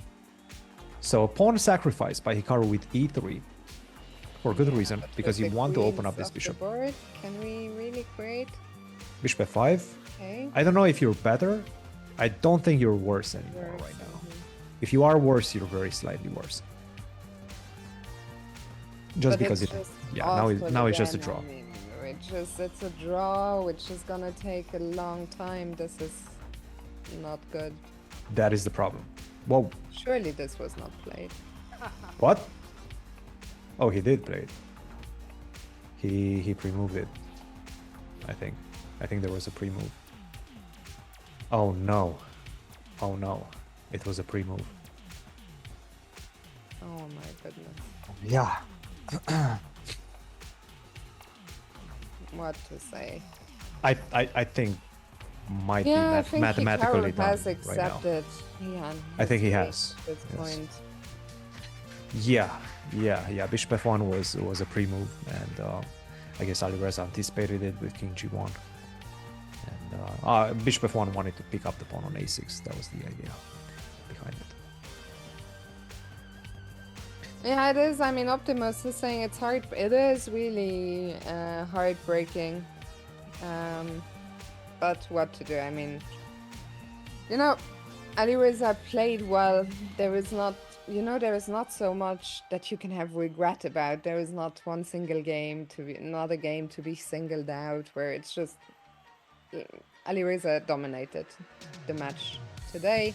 Yeah. And sometimes these things happen. You don't have a good day, your opponent has a very good day, and it's tough. I don't think Hikaru has ever lost a game in this fashion, so I think we just need to hope that he can find his composure for the consolation match tomorrow, where he will be taking on either Hans Niemann or Magnus Carlsen. It was never this lopsided, right? I mean, Hikaru sure has lost a couple of matches here and there. I think he lost against Magnus in the Speed Chess Championship, but it was always close. He's only Always ever lost close. to Magnus. He's never lost to another player but Magnus in the SCC. Yeah. And this Yeah. will actually be the first time that Hikaru doesn't make it to the final of this tournament. He's always made it to the final. Yeah. Queen to d3, maybe get a knight to d5. Try to pick up some pawns. In the meantime, might as well try to focus on, let's say you're not thinking about this match anymore. Let's say you've accepted the fact that this one is over and perhaps is mathematically over. We think that at this point it's probably mathematically over. But what you have to do is remember you have a match tomorrow. No matter what happens in this one, you still have a match tomorrow. Bishop to e4, and that's losing a piece after rook to d5. Again, you have to correct certain tendencies. You have to correct the fact that you've allowed certain tactics that normally Hikaru would never allow. Like, he's so good at tactical vision. 90% of the times, he's not going to allow the type of forks that we've seen in this match. He needs to adjust. He needs to get ready for tomorrow's match. He does. I think this is gonna be a tough pill to swallow. I think, you know, we've seen on the camera how disgusted Hikaru is. I think he's, you know, I think more than anything, he's just very unhappy with how he's played. But suddenly he's winning in this endgame. I don't know how that happened. I think he might win this one. Okay. Wait a minute. What does that mean? Is that, are we at 6 or 7? 7. Oh, we're at 7 right now. Okay. I was beginning to think that we're maybe mathematically still in it. Yeah, Alireza is milking the clock as well as he should.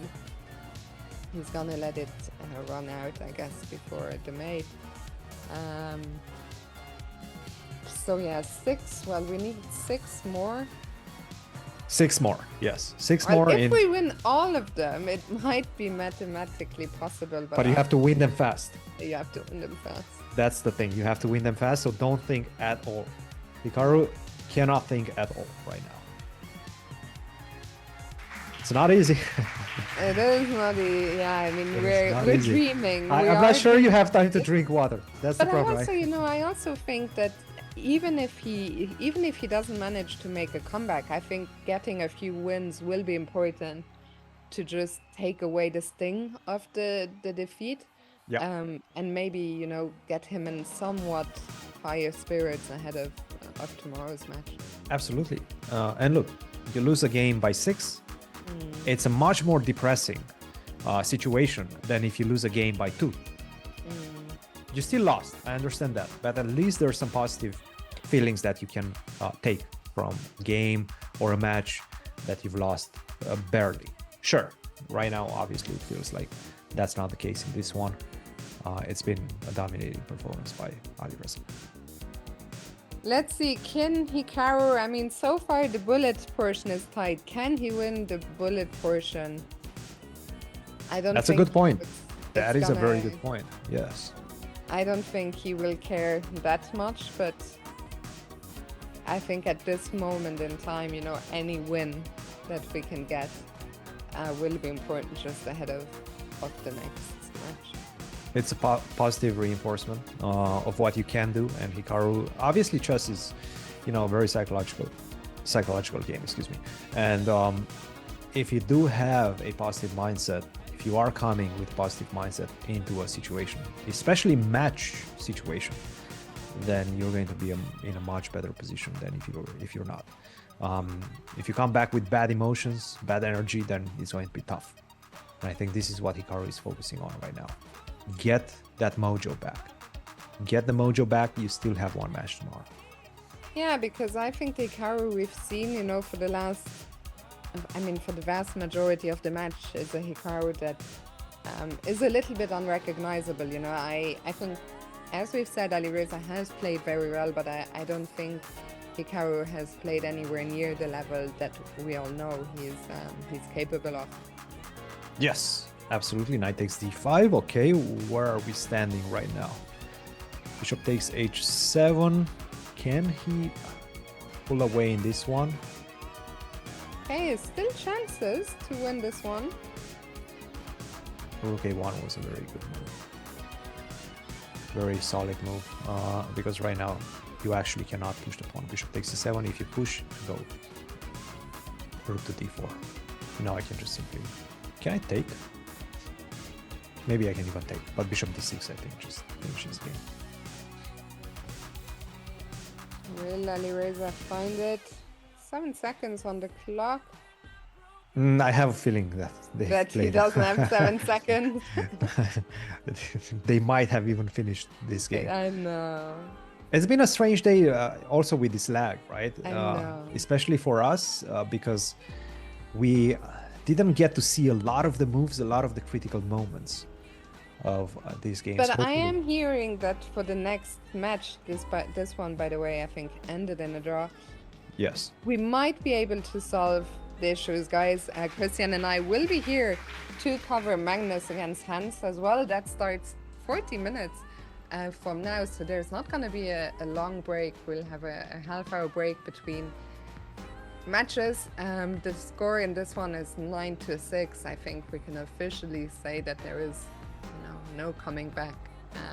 Even if Hikaru suddenly wins all the games, there is just too little time. Yes, it's a 6-point difference with the timer. 8 minutes and 20 seconds on the clock. Yeah, it's tough to think about any other result but an Alireza match victory in this one. The thing is, right it's now. hard to be. The thing is, the truth is, we were never close to a comeback. Of course, we always want to believe, if we can get a few wins, but Hikaru unfortunately was never able to get any momentum going. I don't think Hikaru has won 2 games in a row in the entire match. And this is when what you're we've said trailing. from the beginning. Whoever gets the momentum going first, whoever gains the advantage early on, that player is going to have such a huge advantage throughout the match, because it does feel like the two players are very closely in terms of strength. But once you add the extra pressure of needing to come back in the match, then that's the factor that makes the difference. Yeah. Papa Brew is asking, do they just stop the match at the point where Alireza could just let the clock run out? No, the Hikaru you can abandon a match within the last 10 minutes. You can resign a match. I don't think Hikaru is gonna do that with only 6 minutes to go. So I think all the games will be played out. We have another endgame here. Mm-hmm. I mean, Black has an extra pawn, Mm-hmm. but Yeah. will he be able to hold on to it? This should be a draw, but who knows? Who knows what's going to happen? Yeah, it does look like White perhaps has a slight edge for the simple fact. Oh yeah, now there's definitely an edge. King to e3, pick up the pawn, get the king to c4. I think you're actually just simply winning this one. And again, it's too little, too late, but we take it because there's another match. I have a feeling there's been some sort of an accident, because both Alireza and Hikaru are smiling, which generally means that one of the players that was winning made a really bad move. And in this case, it's Hikaru who's winning. So what happened? What happened? Did we get some sort of a huge comeback? I am so confused. It's hard to. Don't tell me another knight fork. I can't handle another knight fork. Oh man, the knight forks have been absolutely devastating in this match. Devastating in this match. This knight. Hikaru is definitely not going to have some nightmares. Pun intended, or I got a pun in.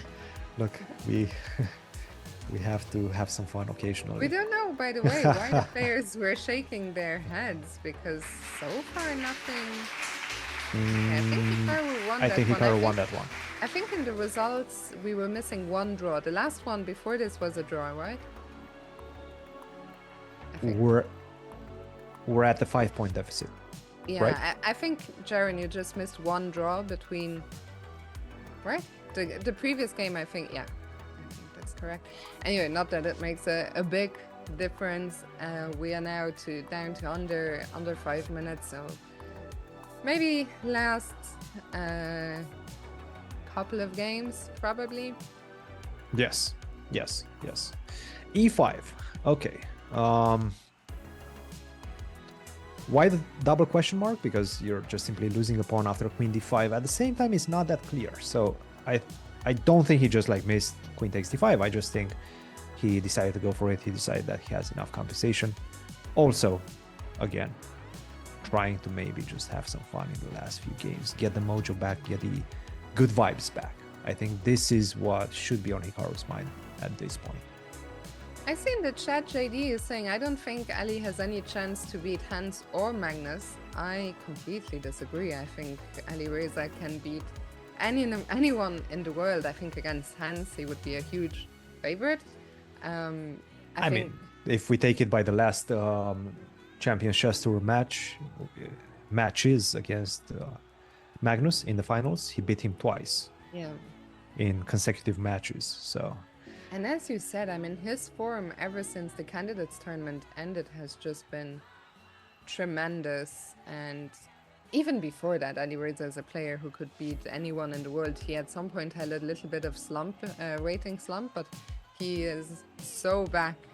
And but the rating slump has been in Classical. Yeah, that's true. Truly, this is a different set of skills that you need to have to be able to perform at the highest level in the Speed Chess Championship. Not only Classical, but also this is Rapid and Blitz. Sorry, not even Rapid, just Blitz, but it's on the computer. So it's a completely different set of skills you need to have.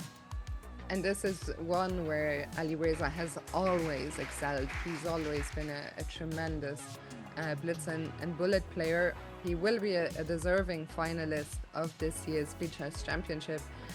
This might be the last game we are watching right now. And then, well, we have another matchup coming up just over half an hour. Magnus against Hans.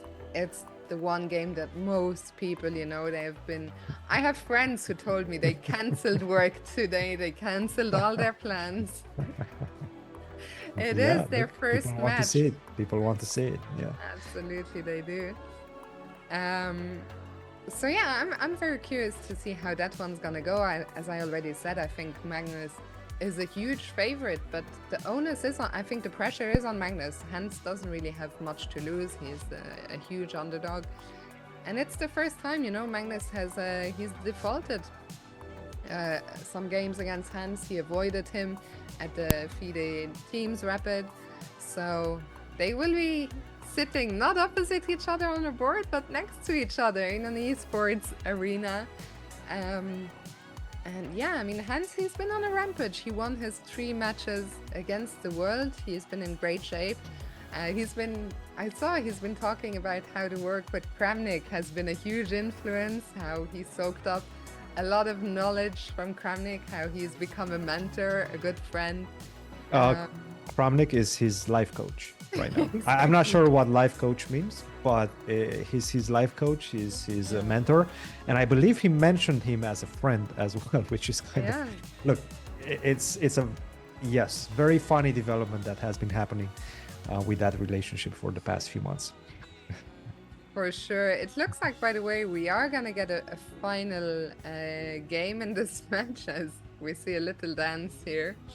I think both players would be happy to end the match. Maybe Alireza, he's banked enough time, right? Yeah, he's running the clock. He's running the clock. That's it. He doesn't want to play anymore. I don't think either of the players are particularly interested in continuing. I mean, I have a feeling the game just probably finished. I don't know if they've not yet, because there's enough. Still a few seconds on the clock, right? So I think they're just waiting. It was just a draw by repetition. Yeah, congratulations to Alireza. Well played. Definitely earned his match victory in this one. He was the more precise player in this one. Absolutely, he is a deserving finalist of this SCC. Tough day at the office for Hikaru, who we could see it. He was clearly not happy with the standard of his play. Unfortunately, Alireza took an early lead in the match and never let go of it. And you might be wondering why they're not shaking hands. It does look like they are close to each other, but they're not actually close to each other. And I do believe that we've just seen perhaps Hikaru come and shake Alireza's hand. So there was seems to have been a shake of hands that happened even in this setting. But the setting is not as it looks on the stream. That's just Jaren doing some magic. Making them look like they're face to face. He makes the magic happen. Well, we now have half an hour until the next match. I'm just waiting to hear from the team. I believe that we're gonna take a longer break. Probably will play some videos for you guys. I'm gonna make myself some dinner.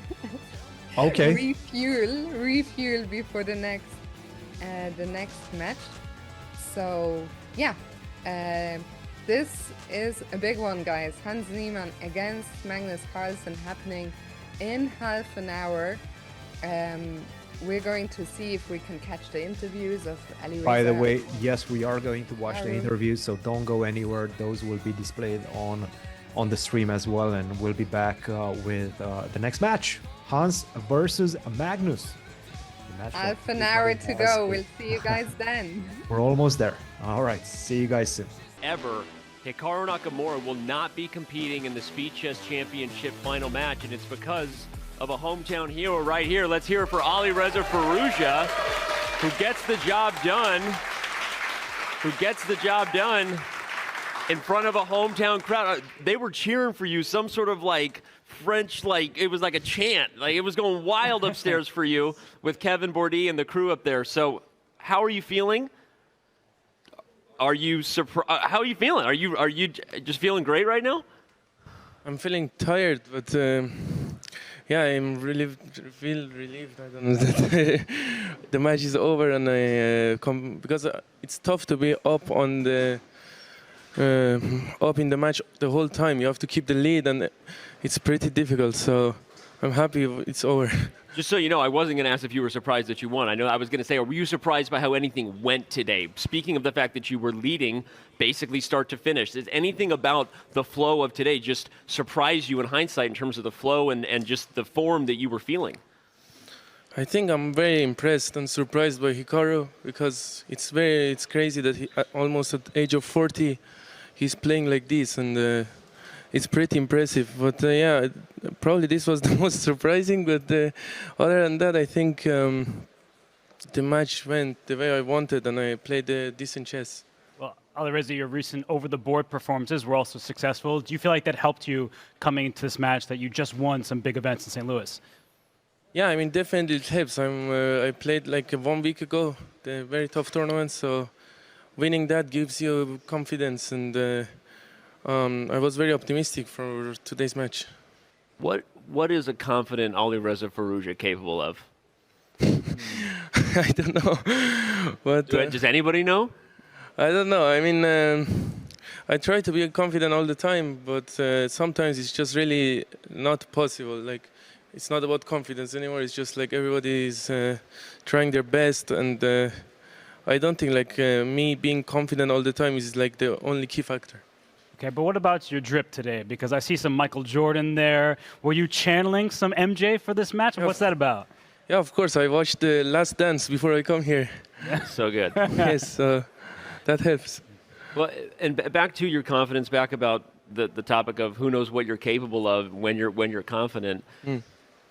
What would you say as you reflect over this year? It has been, knock on wood for you, maybe one of the best years of your career right now, right? And over the last couple of years, as you've just grown and really established yourself as one of the world's elite, what would you say you figured out at this time in your chess? Why are you playing in such top form?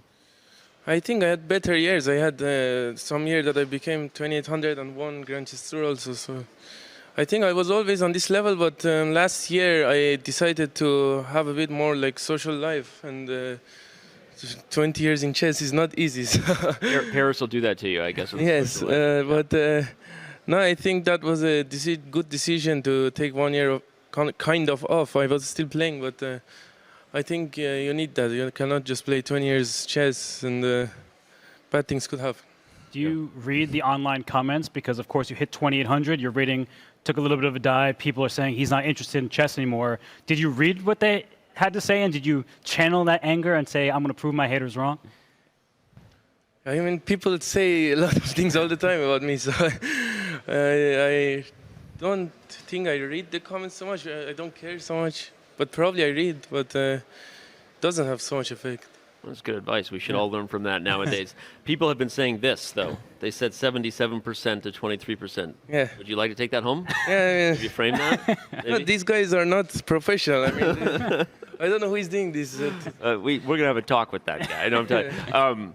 Speaking, you already mentioned how impressed you are with Hikaru Nakamura, obviously, in his career. This is the first time he will not be competing in the final match of this event. What can you say about just going up against a guy like that in this format historically and just his performance overall? He's very impressive. I think it's pity I didn't play him when he was like 25, 26. I think it would have been much greater match and a much closer match probably. But yeah, I mean, if I'm at his age and I could play in this level, I would be happy because it's very difficult to play, especially speed chess online. So I'm very impressed, but yeah, but he's one of the legends, of course. Yeah.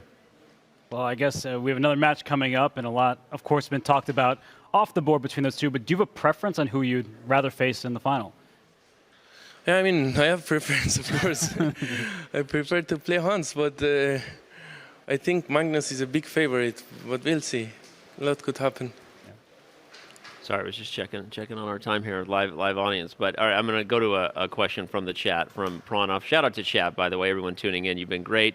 Thanks for being with us. I don't even know what the viewership was, but it's been awesome. Someone asked whether you feel a home field advantage, like football. Like, how comfortable were you here? Do you think that it being in Paris, which kind of random, I guess, our first ever speed chess championship that was live is in your home city. So did that make you feel even more at home? Yeah, I mean, I lived here 2 years, and I know all the streets, all the restaurants, where to go eat. So these kind of things helps a lot, I think. So yeah, I think definitely it helps. Yeah, and I mean, you know, you're in Paris here. How have you been preparing for this match? Because you just flew back. I spoke to you 2 days ago. You said you were jet lagged. Yeah. Like, how did you manage that quick turnaround from St. Louis? I mean, I just tried to rest. I looked at some of Hikaru's openings, like this Bishop C5, Roy Lopez, and that was it. I think just try to regroup and gain energy. What are you going to do on Saturday? You have a rest day. That's one of the things you earned here, right, by winning in the semifinals. What's the plan tomorrow? I think I will just rest. I might see my parents, and that's it. Not much. Well, we've got a match coming up here with Hans Niemann and Magnus Carlsen, so our job is to kind of get out of the way, take a break, and let that get going. But congratulations on this performance. You, as you said,